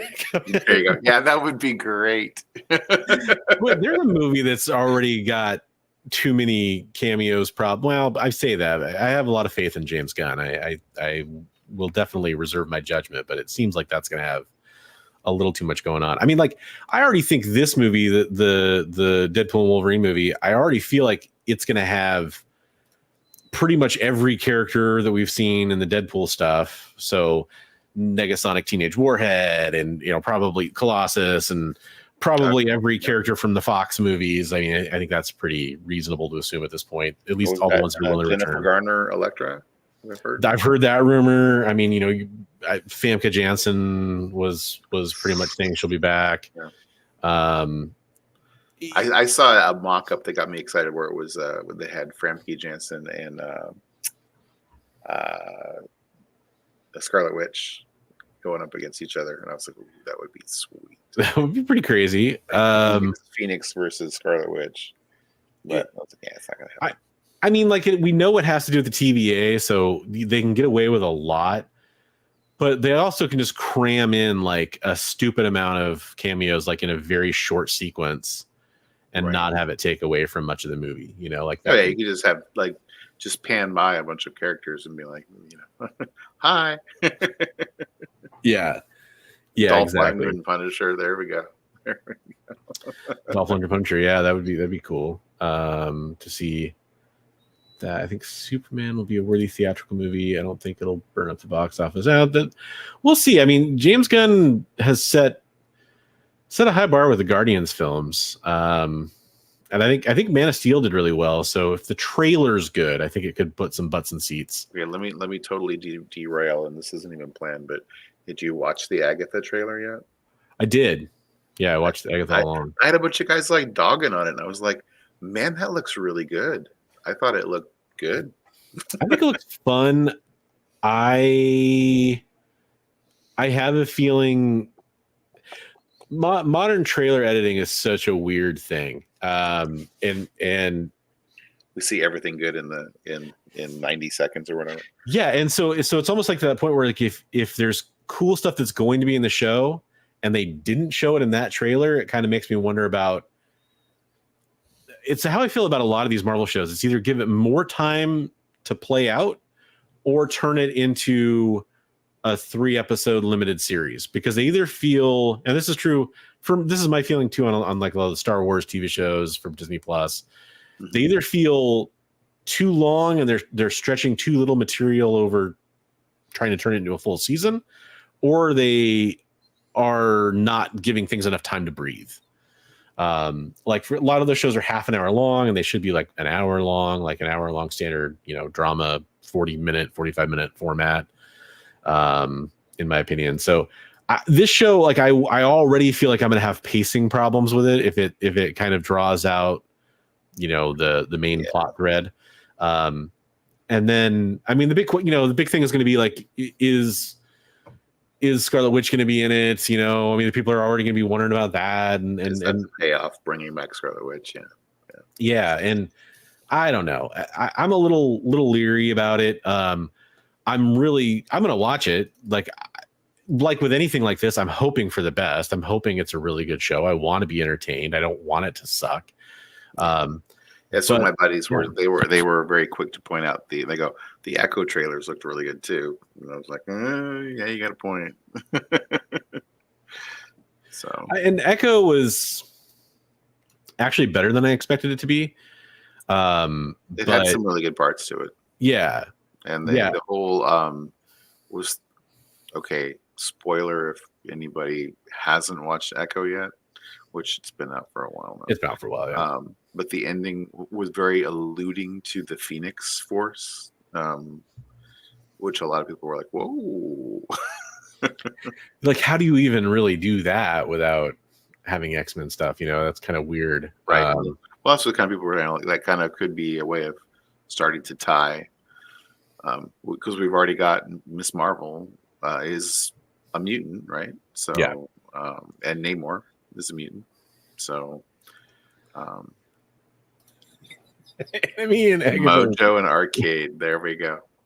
Hey, I'm excited to see Mojo at some point. If it means we got Spiral and Longshot, I would be down for that. Right? Didn't you? You just got a sweet Spiral action figure, didn't you? Yeah, it's just out of reach over here. Otherwise, I'd grab it. When we do a next break, you can jump up and grab it. Which actually we probably should do another one soon, just because we took that other one at such a weird time to our guests. So for sure. For those, again, if you've just joined in, we are co-streaming over on the EXP. Highly recommend you go sub up over there, as well as to both of our channels if you'd like to check out their content. But since we are streaming over there and we are kind of part of the programming lineup over on the EXP now, we are going to play the ads that they play over on their show. So really cool thing about that is you get to check out some quick trailers for some shows you might want to go check out over there. Some cool stuff. Comic books. Yeah. Yeah, there's a lot of great content over there. I highly recommend it. Not just because I'm there. I mean, I'm very biased, but you go check us out over there, as well as some of this other great content. That said, check out the about a 2.5 minute long trailer break here, and we'll be right back after this. So the show is called The Geek. So the show is called The Geek Chat, and really there's just a couple of geeks. I'm Rich. I'm Des. And we are your hosts for this weekly guide into comic bookery and all the geeky stuff that goes with it. And that pretty much says it all. They talk about the latest movies and shows. Okay, I'll be completely honest with you. Overall, D+ movie. So the end. You know who that is? That's She-Ra. Yeah. Yes. The new #1 comics of the week. We rep Samuel Jackson and we rep Mace Windu. I passed on this. I was like, no regrets. No regrets. I really wanted to like this book. I really did. Like, I really did. And just chat with each other. And with you. Oh, Daniel says, I dosed off with the first one. I have zero interest in the Joker Harley ship, not Harley herself. Enjoy, not for me. Yeah, this movie's going to be rough for me to sit through, I'll be honest. The Geek Chat, Thursdays at 8 p.m. Eastern. Just a couple of honest geeks. Let's be honest. Come on. And that is why people watch us, because we're honest. Giving their honest opinions. And the thing you always have to remember about the internet is everyone has an opinion, and they all suck. Part of the experience.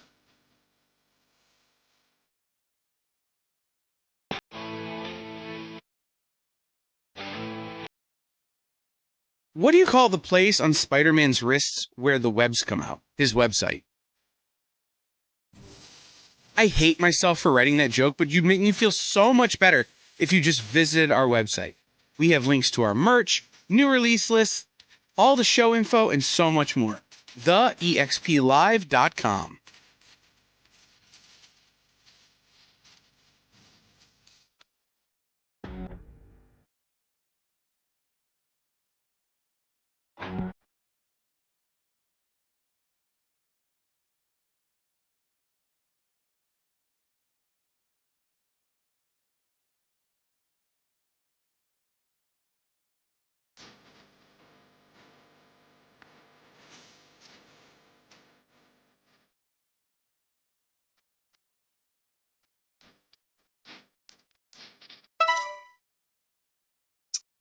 Hey, welcome back. As Bigby teased, I was able to pull down my awesome spiral figure here.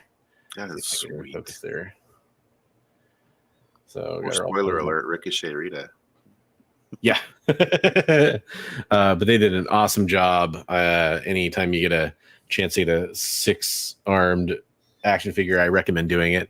They did a really good job on that. So in one of the ads, I'm just gonna fix my camera here. One of the ads, they mentioned Harley Quinn, which just reminded me. I just saw on X from friend of the channel Elliot Kalin, who came on to talk about his writing for Hades, which he did for Dynamite in a previous stream I did. He's actually the new writer for the Harley Quinn comic series, which is fantastic. And I haven't talked to him about it yet to have a chance to even congratulate him, because I literally saw it like as I was getting ready before to come on the show. But I am going to reach out to him and see if maybe he'd want to come on again to talk about that, because that's awesome. He's a funny dude. If you don't know him, he used to be the head writer on The Daily Show with Jon Stewart. He's been involved with Mystery Science Theater 3000 as a writer. He's a really funny guy, so I can't wait to see what he'll do on Harley Quinn. So I'm excited for that. That's awesome. Yeah. Hey, yeah, Preston, we appreciate you being here for the first part of the show, and hope you have a great night. I'm glad you'll catch the rest of it later. I understand it's late for those of you on the East Coast, and for Tom in Argentina, for example. So we do appreciate anybody that's able to hang out. For those of you here on the West Coast, hey, you got no excuse. Stay right here. No, maybe you got to work earlier. I don't know. But that's the whole part of the West Coast Comics is we are able to be here late for our West Coasters or our Insomniacs that might be out there too. So we probably won't talk about this next news story for too long. But I'm just trying to go back through some of our old notes before there's no reason to talk about it anymore, like in a week or two. Right. One thing we did get was a show update for X-Men 97. And hey, what's up, Comics Limited? We got Trav in the chat from the channel. So say hi to Trav out there. He's another good channel to follow. This is kind of interesting. So Bo DeMaio was let go from X-Men 97. We've talked about it in the past. I'm not going to cover it again necessarily, other than to say like that's what happened. But we found out that Matthew Chauncey is now going to be the new showrunner. It's always been the case that Bo had primarily been the head writer or showrunner for the first 2 seasons, though. So that's the next season is already still written by Bo. Although they did say that they did do some rewrites on some of the episodes. But I mean, that it says here, season 2 has been revised. That could be minor stuff. It could be major stuff, I suppose, but I have a feeling it's probably pretty minor for the most part. Maybe to help bridge with the new showrunner season 3 or something like that. But it is kind of cool to see that somebody who's already been with the team is going to continue on with the project, because it was such an awesome first season. And I know this article, it's been a while since I've read it because it was saved a while ago, but I believe he's working alongside, involved with What If. I mean, yes. So that's like, I'm a huge fan of the What If series. So, and this was the part that I liked, is that he's going to be working alongside some of the returning creators that were already involved in X-Men 97, but Jake Castorina and Larry Houston, who's phenomenal, and Eric and Julia Lewald, and basically there's a legacy of people that are already working on the show that are going to continue work on the show with the new showrunner. So I have a lot of faith in it. I can't wait. I can't wait for season 2. Blown away by season 1. So yeah, for sure. I think a lot of us were. It was fantastic. So I heard that it's up for a bunch of awards. In fact, the Remember It episode is up for like big award, and then the series itself is up for some major awards as well. It deserves it. I'm glad to see it get some recognition, at least in the form of nominations. This is probably the other big like ground shaking news, depending on what part of the industry you pay attention to. That I wanted to make sure we got a chance to talk about. By the way, if you haven't out there already, do hashtag Bloodshot for your chance to win some free comic books. I know we had some people enter earlier. I've been collecting some entries for that, but I did want to remind people that we are taking entries for a free comic book giveaway. Yep. Go ahead and get entered in for that. Yeah. By the way, and thanks to Bigby for donating those trade paperbacks that we're giving away as part of this. And like I said, I'll throw in some raw comic books and some cards and some other stuff too. Stickers, that kind of stuff, all kinds of things. But some more donations here soon. Yeah, we're definitely we're gonna be kind of shaking things up. With the new format, we kind of changed course on a couple things, and we're gonna keep making sure that we do continue to improve. Speaking of improvements, maybe shaking things up at least. Yeah, definitely a shakeup. Penguin Random House, their publishing group, Random House Publishing, acquired Boom Studios, the comic book publisher. This was pretty interesting. I'll say as part of this, that's almost like tangentially related. Distillery, the newer publisher that's come out making like the magazine size format books, a lot of other cool books. They moved to Diamond, away from Lunar. So there's kind of this big like sea change going on with kind of publishers and their distributors. And interestingly enough, as part of this, if you read through the fine text here, they actually are Boom is actually still going to be distributed through Diamond. Or I'm sorry, maybe it's Lunar. It's been so long since I've read this article now. But they're not going to only be through Penguin Random House, which I thought would be part of this. And I know Penguin Random House just had some antitrust concerns. So it does make me wonder if maybe they're keeping that distribution model open because of that. But that it was kind of an interesting side note here. Maybe it's not this article that mentioned that. I'm kind of scanning to see if I can find it. But yeah, they're not going to exclusively be distributed through Penguin Random House, which I thought was going to happen as part of this. Oh yeah, they'll continue to distribute through Diamond Comic Distributors and Simon & Schuster. So terms of the deal were not disclosed. So anyways, this comes from Deadline. It is kind of another big change up to the publisher distributor dynamic. What do you think about this? Because you've got a background as a comic shop retailer, as ordering through distributors.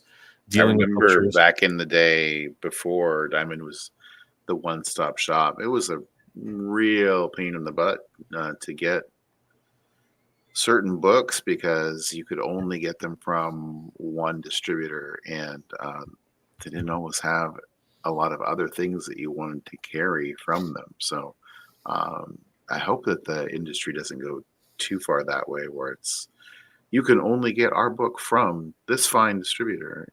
It makes it really difficult for the shops. So we'll see how it goes. Yeah, I mean, it's nice to have options, right? Like, I know some people like Penguin Random House because there's like free shipping options. I don't think it's not guaranteed. I can't remember what the conditions are for that. Some people like Lunar because the impression I get is their stuff tends to arrive in better shape. through Lunar. Diamond is notorious for having damages historically. Mhm. And Penguin Random House, I don't know if it's ever gotten much better, but a lot of their stuff when it first came out was damaged. I think it's gotten somewhat better, but I know some of it's also because the paper quality changed during the pandemic. Right. So it's kind of hard to say that's also when that happened. So Mhm. hang on, I'm gonna add a little scroll down there so people know that they can do. There you go. There you go. So it's interesting to me, like I'm always a bit fascinated by this, like distributor acquires a publisher kind of a thing. Like that's like, I don't know, like I'm all for a free market and I'm all for capitalism to a certain extent, but it starts to get to like kind of a scary place where I don't like to see too many things under the same roof, you know? Well, I mean, so I'm gonna speak out of both sides of my mouth here, because like Diamond being a monopoly was pretty scary for a while too. So I mean, they got sued for that, and people were like, "Well, no, you can get other comics from," but it was like if you wanted to get Marvel or DC or Image, it was like the only place you can get them was from Diamond. So, yeah, it's like, but can you really? You know, I mean, like, right? You could get other like indie books, but Boom, I mean, there's some big titles over there. Yeah, Something Is Killing the Children's a huge property. Berserker. They've got some licenses too. Like I didn't even it makes sense seeing it all listed out, but when you put them all together, Power Rangers, Dune, The Expanse, Garfield, Firefly, Labyrinth, and Dark Crystal. Mm-hmm. That's a pretty good house of licensed deals right there. There, yeah. Mm-hmm. Yeah. We were just talking to Nick Barucci last week, or not last week, the last stream, I should say. If you guys haven't watched that, go back and watch it. It was very entertaining. Yeah. Our 15-minute interview turned into an hour-and-a-half interview.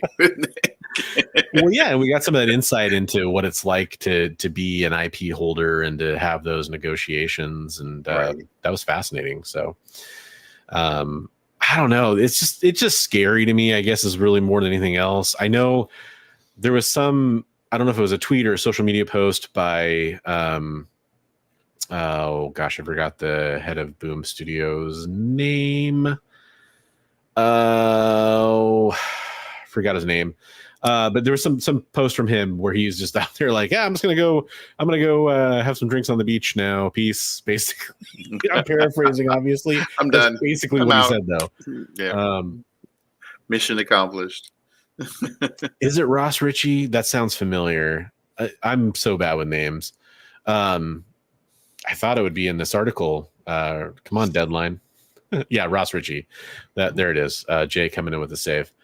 No T is the only thing I'll give you a note on there, Jay. But hey, that's tough. Hey, he was miles ahead of both you and I. He was firing from the hip. So it's just a weird thing. Like, hopefully it's better. Like maybe this helps. I'd love a Something Is Killing the Children show done really well on a nice network. Like a HBO or maybe Netflix or something like that. I'd prefer it to be somewhere where it can be nice and bloody and violent and everything. Yeah, I'd love something like that. So hopefully it helps those comic creators over at Boom do better. Hopefully that's true. I'm nervous. I think that's all I can really say about it. Right. Put it over on Prime with the boys and everything else. Yeah. Speaking of no spoilers or whatever, I just finished this most recent season of The Boys, and boy, that finale was crazy. I have no spoilers, but that's yeah. Mm-hmm. It was good. I thoroughly enjoyed this last season. I know a lot of people aren't really enjoying it, but yeah, I liked it. Yeah, I thought it had its moments. The last couple seasons of The Boys haven't been it hasn't felt as fresh for me, I guess, as the first couple seasons did. But I mean, this one felt like they were kind of bringing everything together. It was all it felt more cohesive. Yep. Definitely. Okay, so we're talking about DC's new Ultimates line. I mean, Absolutely.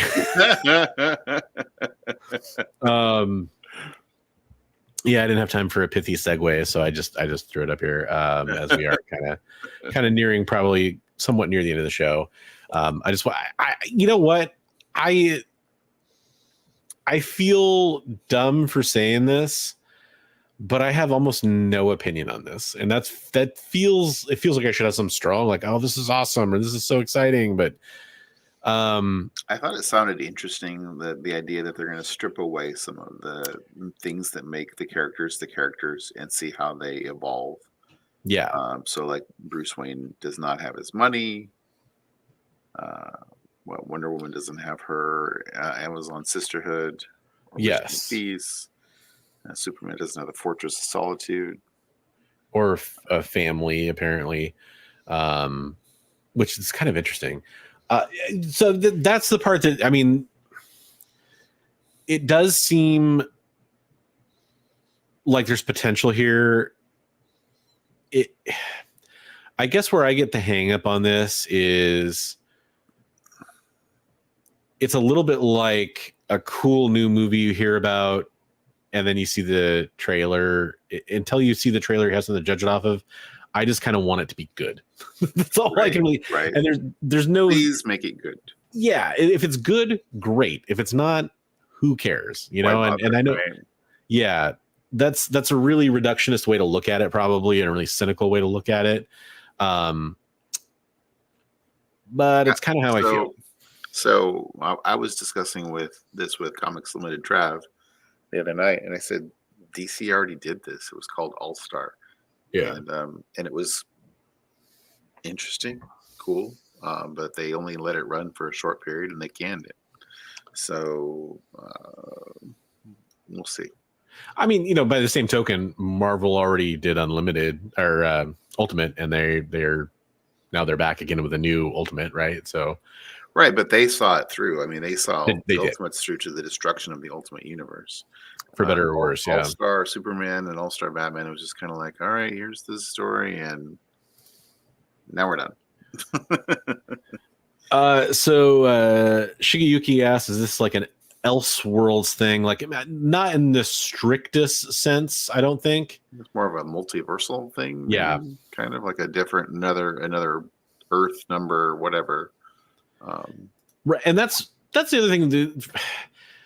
As a mostly Marvel person, like, don't get me wrong, I'm not like a person who's like, I'm only going to read Marvel. Like, I make jokes about it or whatever, but I love me some Batman. I love Superman, Supergirl, Green Lantern. Like, I love a lot of the good storylines. And I'm the kind of person who dives into a trade paperback or a collected edition of, like, you know, the Green Lantern Rebirth or whatever. Like, I dove into that right after it all came out. Loved it. It was great. But the greater lore of the DC universe is often confusing to me when it comes to the multiple Earths and the different crises and how they all relate to each other and where it's kind of currently at. So I'm probably a bad person to answer that question in terms of where they're at with which Earth number this could be or whatever. But that's the impression I get, is it is a different Earth and not a Elseworlds thing. Which, by the way, I loved Elseworlds. Elseworlds was amazing. Yeah, I enjoyed them thoroughly. Yeah. So they're kind of doing the Trinity to launch this. I guess the question I had for you is, you know, you got Batman, Superman, Wonder Woman, obviously. Is there a series or a character that you'd like to see added to this, I guess, imprint or whatever you want to call it, this subline? I mean, it could be really interesting to see like a different take on the Titans and, you know, that whole thing. You know, they could really branch off of it, and it could be interesting. I think we saw a picture of a green arrow in the artwork there, right? So is he possibly? Yes. I'll put that back up. Yeah. Yeah, there he is.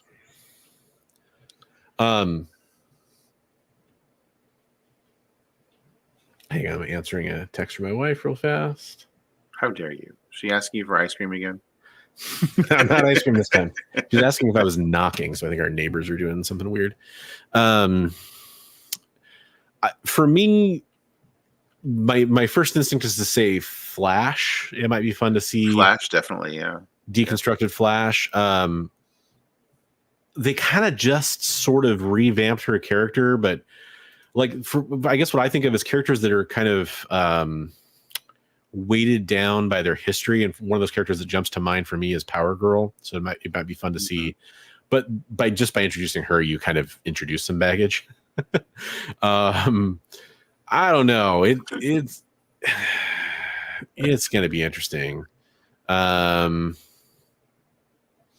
no, there's a lot of sandbox to play in there that could be really fun, for sure. I mean,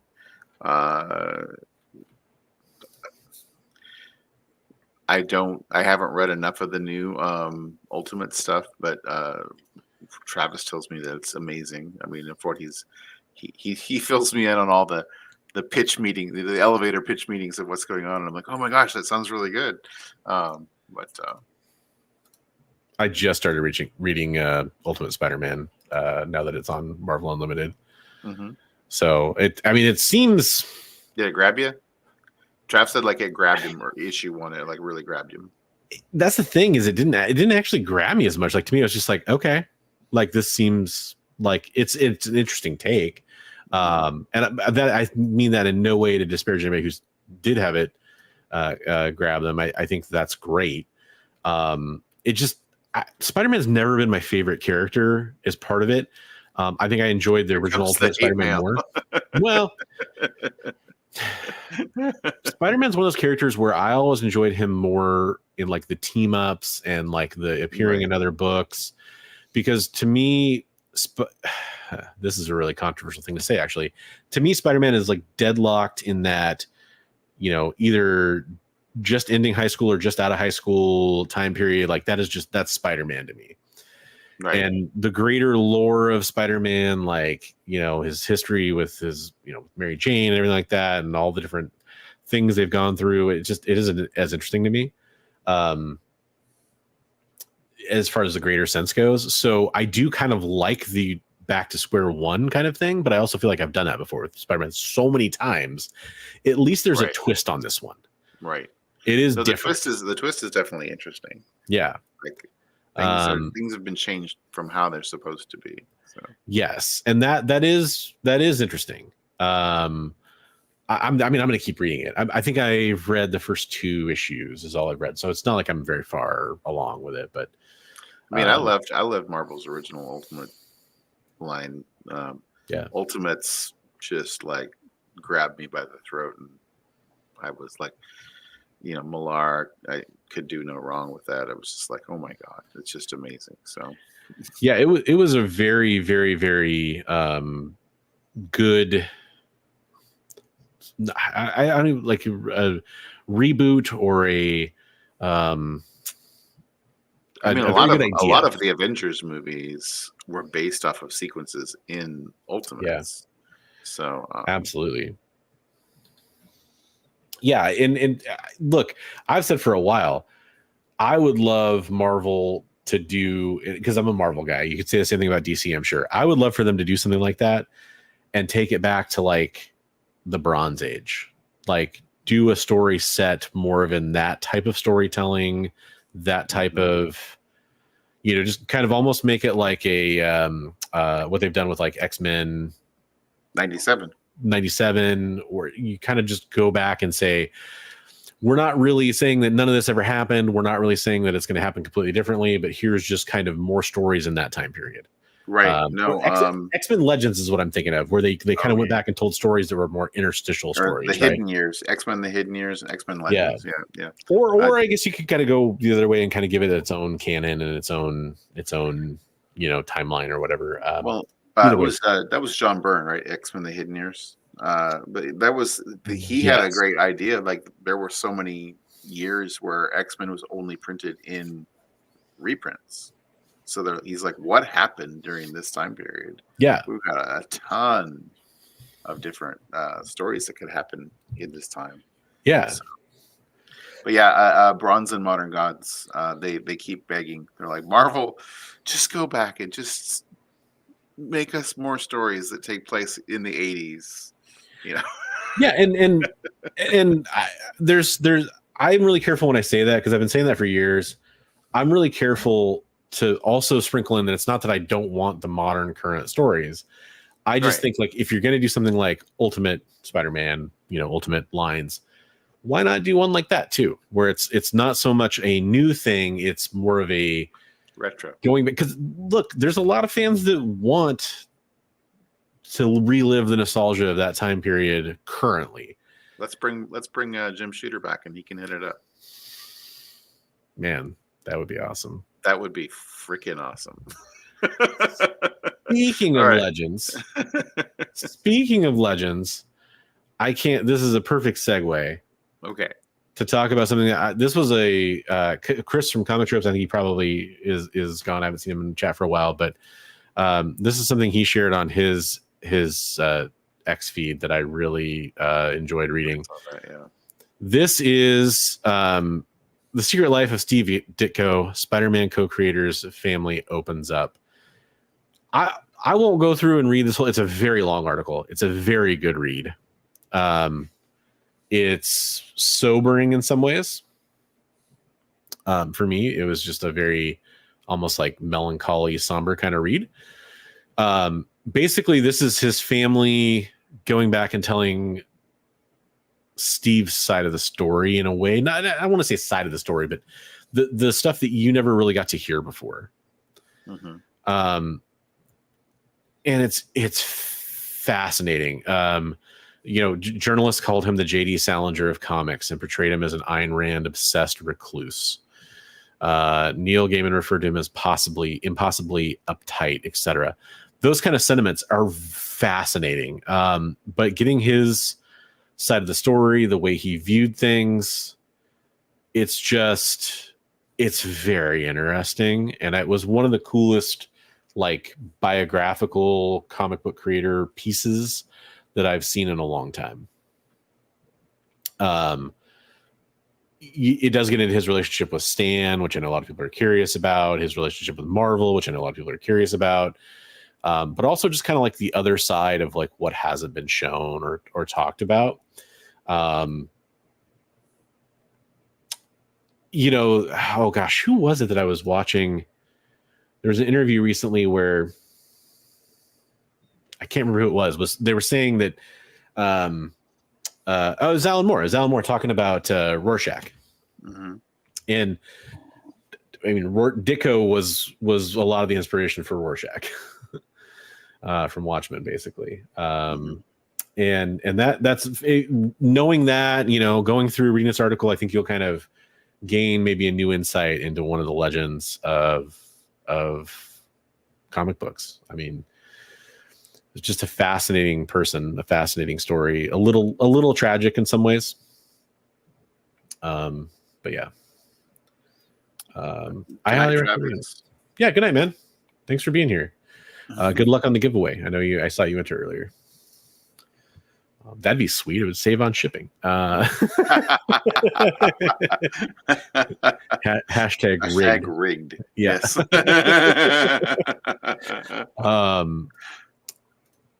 So yeah, that's kind of the last story I had that I really feel like we need to tackle this week. Did you have anything you wanted to bring up, or so I mean, okay, again, I'm rattling your cage without even having any pre-planning. Did we ever get any more info on the Neil Gaiman thing? So no, and I avoided it because I haven't seen any updates for it. Is the primary reason. So if you guys want to find out about that, there's allegations out there, but that's we saw that and we were like, this might be something we need to talk about. So yeah, the last thing I saw were when the allegations first kind of, as far as I'm aware, came out. And I haven't seen an update to the articles. I'll show you guys real fast. Again, not something I'm prepared to deep dive into, but I'll just show you an article to go read on. I just threw it at you, but This is from CBR. So the important point I want to point out is that he denies the allegations. His denials for the allegations were some of the quotes I saw from him. Also seemed a little problematic, maybe. But again, I'm not prepared to talk about this. Doesn't mean I won't talk about it or we won't discuss it more. I want to see if there is more to this. I felt like there should be more by now, but it might be something where maybe we'll have to wait till court proceedings start up. All the, I hope that doesn't affect negatively the Sandman TV show or the Dead Boy Detectives, because those were both, I enjoyed both of those a lot. I need to check out Dead Boy Detectives.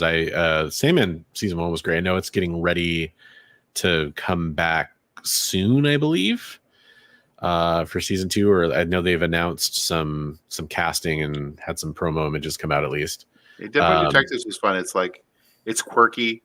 It's definitely different yet similar to Sandman.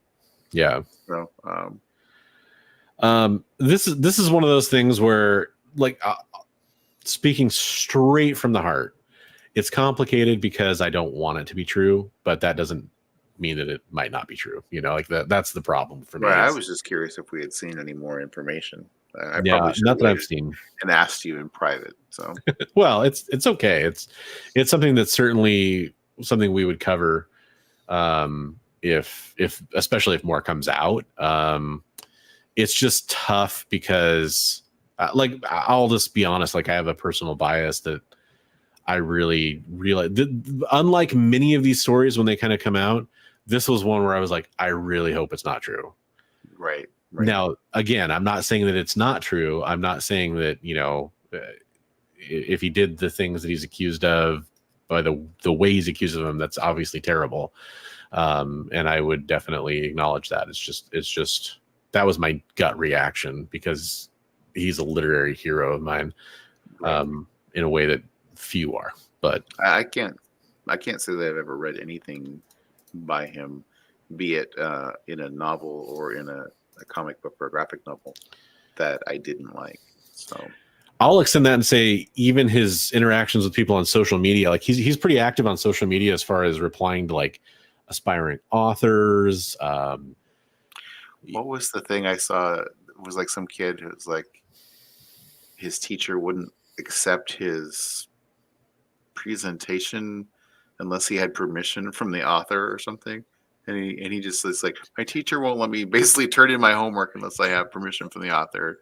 And Neil Gaiman was like, you have my permission. it was hilarious. Yeah,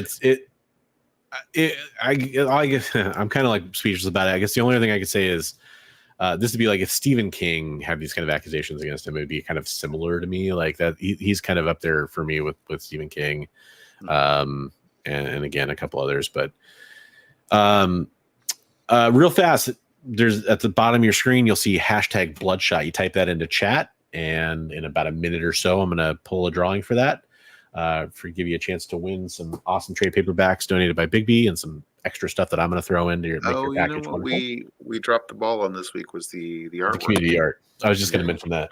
So what I was going to mention with that is we do feature community artists because of the format change, because we were coming back from break, because we didn't have a chance to really connect, because I know Bigby was working on setting up a lot of things. Like if you'll notice, he hasn't dropped out of the conversation 10 times, you know, like he's coming in clearer and all those kinds of things. Right.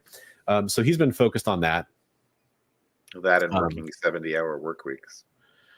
Yeah, exactly. And then I've been focused on some of my own stuff. So, but one thing we want you to know about is we do feature community art. So all you have to do, it's really easy. You know, Bigby and I are both on Instagram. That's, I think, a great place to feature your community art. You can message us there. You can message us anywhere. Bigby's the better person to collect it because he kind of curates all that stuff. But if you send it to me, I'll just forward it to him basically. And then we'll kind of get it all curated up and we'll feature that on the show. We'll show it off as long as it's appropriate to be shown on the air. We'll show it off. And some that are really nice, but they're just a little risque. Yeah, and I mean, we can censor some of those things, I guess. But for the most part, try to keep it relative, like comic book cover safe for the most part. I know that's not saying much because there's some comic book covers. Do you cover of the week safe? I mean, that's fine. I mean, that would be fine. In fact, I would be honored if people submitted their booty entries illustrated. You're gonna get the She-Ra experience from the show from SummerCon. But AJ gives a glowing review for Dead Boy Detectives. So. Yeah, I mean, I'm definitely gonna check it out. It was kind of funny watching Doom Patrol because they did their own kind of take on Dead Boy Detectives. Within that show, they made a cameo appearance, but it's a different version of the Dead Boy Detectives.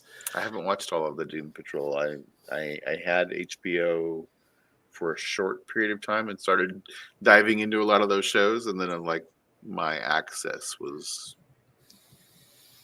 revoked. Oh, one actor. Okay, I didn't realize. Okay, because I haven't watched the show yet. But that is interesting that they did retain one actress. Interesting. We do get death from the Sandman TV show. Oh, okay. Well, because those shows it is literally a spinoff of the Sandman show, right? Like it's Dead Boy the same universe. Appeared in the Sandman comic. So, right. Yeah. So and then it's just it's funny because there's like two cinematic versions of the Dead Boy Detectives, but then Dead Boy Detectives obviously is associated with Sandman. It's just funky how it's worked out, I guess. Right. Right. DC in that weird space. All right. Well, I'm going to draw the drawing here. Let me share the screen. But yeah, so what I was going with that is definitely put in your community artwork to us. Oh, please. We'd love to feature it. We are going to do a thing at the end of the year too, where we pick some of our favorite community art. Maybe we'll have you guys vote on it, and we'll send out a little prize package to the winner. Some doodlings. Yeah, and we'll feature some of that on our social media too. But first, we need the artwork. So all you artists out there, amateur, professional. We had one of them on here tonight. Roscoe was on. He's put some stuff in.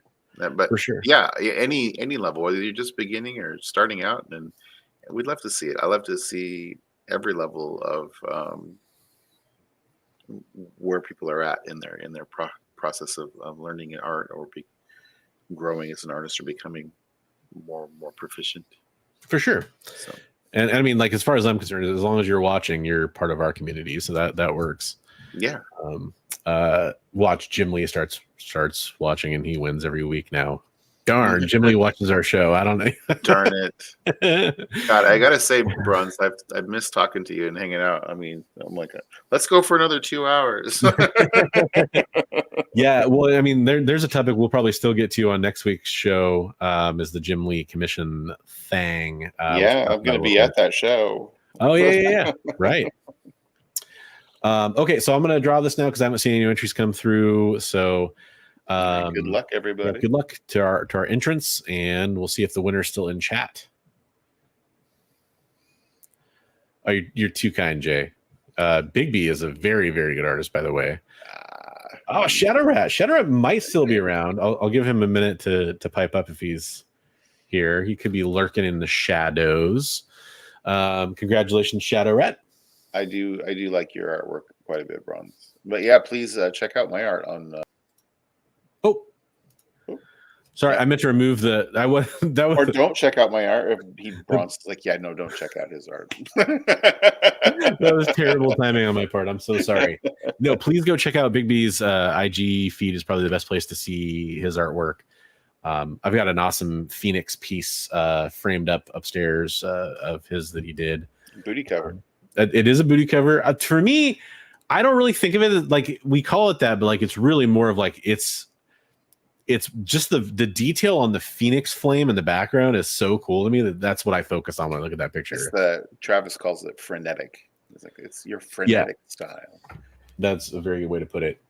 And I do have some live drawing videos on my YouTube as well, where I'm actually, you can watch me start to parts and pieces of drawing pieces. So and finishing them up. Jay, you're so right. He almost see. At least it wasn't his internet connection or his phone or something like that this time. It wasn't that. Yeah, fault. Not this time. I actually have spent a bunch of time when it was 100-degree weather. Travis from Comics Limited, God bless him, outside with me running Cat 5 cable all over the place, trying to get everything wired up and extending things, and I got a nice, awesome connection. So yeah, and I kicked down some old supplies that have kind of enabled you to not have to stream with your phone, and I know you got a new computer, so there were some frustrations, but growing pains, right? Yeah, we're always aiming to improve. Shadowrat is here though, so you get to choose. We have the from the House of Ideas, the Incredible Hulk, Beauty and the Behemoth Hulk trade, which is nice. The relationship between the Hulk and Bruce Banner and Betty throughout the ages. Yeah, it even has some McFarlane stuff in it. And then this is the Dogs of War trade. Which I probably should thumb through this one to see what this covers. It's Collecting the Incredible Hulk Volume 2, 12 through 20. So you got 2 Hulk books. You can choose that as price package 1. Price package 2, the real star of the show there to me is probably, and I think to you as well, this Batman Grendel. Such collection. A beautiful book. Yeah. Yeah. And, I can't say enough good things about Matt Wagner. I'm kicking myself for not picking up those Grendel books when we were up in at SummerCon from Dave.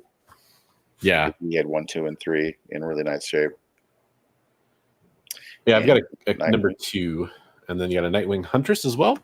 And I probably should grab more. I had a short box literally of comics though at that point, and I was just I wasn't gonna grab any more. You want the Nightwing and Batman Grendel? Good choice. Good choice. So that'll be your prize pack. Couldn't go wrong with either one of those prize packs, but yeah. And then Shadowrat, who is your favorite comic book character? Can you tell me that real fast? That'll help me fill out the rest of your package. So before we wrap up the show for realsies, let me just say it's cool to be in this new path forward. We are doing this weekly, which is awesome. Less confusing than saying be back here in 2 weeks. Right ish.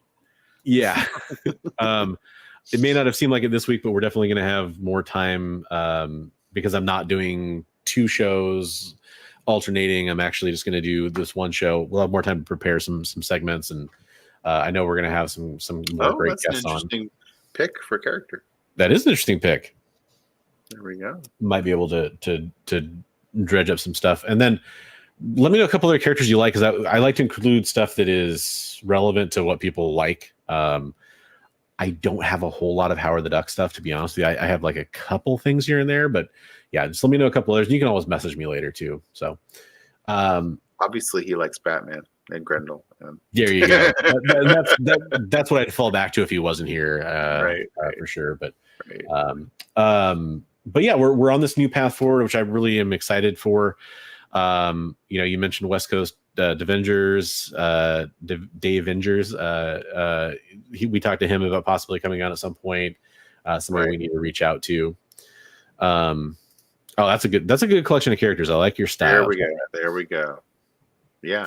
We've Trav from Comics Limited said he would love to come on and be a guest at some point. So we know a lot of great people in this community. We are going to start ramping up some stuff too for Heroes for Heroes, the charity I do every November for Veterans Day. Now Bigby is offering to help out with a lot of that too, so that's really awesome. And we're gonna. I did get a commitment from Trav also for what you requested from him. Fantastic, yeah. So we're kind of building a coalition to help out with that, which is really important. I just got the new logo in earlier today from RPL Grime, who's the person who made the logo for 2024. So there's all kinds of stuff happening. I'm going to start reaching out to some of the artists that participated and seeing if they can donate some stuff. And then I have a whole bunch of contacts from SummerCon that I'm going to reach out to. And oh my goodness, Starlin's friend, Jamie was so passionate about mental health and wanting to come on and do a whole discussion with us about that. So that's going to be So there's going to be a lot of stuff ramping up. It's been a quiet few months on my channel, at least. It's going to be changing. a lot of things going on behind the scenes. We're Yes. building the framework. Yeah, so it's going to be awesome. But yeah, the short of it is, thanks for being here tonight. Come on back next week at 8 p.m. Pacific, 11 Eastern, unless details change, in which case keep your eyes peeled. We'll post up any changes that might happen. And we are possibly going to be doing some claim sale-y things and whatnot too. Yeah, not on whatnot necessarily, but man, not on whatnot, but you know. I know. But yeah, we did do a poor choice of words. Sorry. No, I'm just playing with you.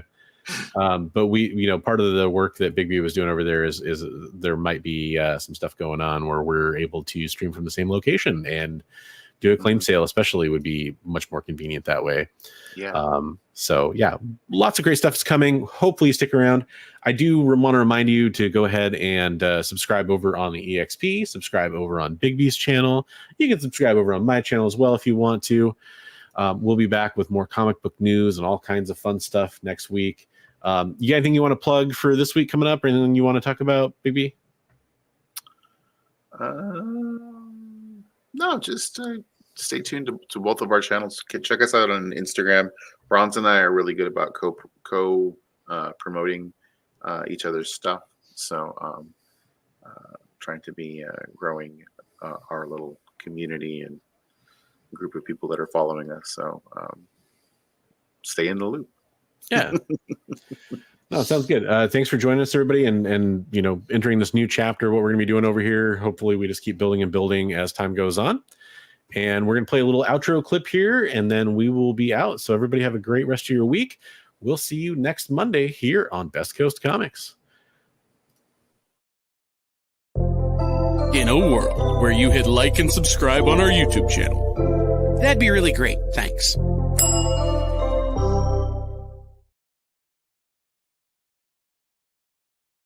Imagine being at a convention.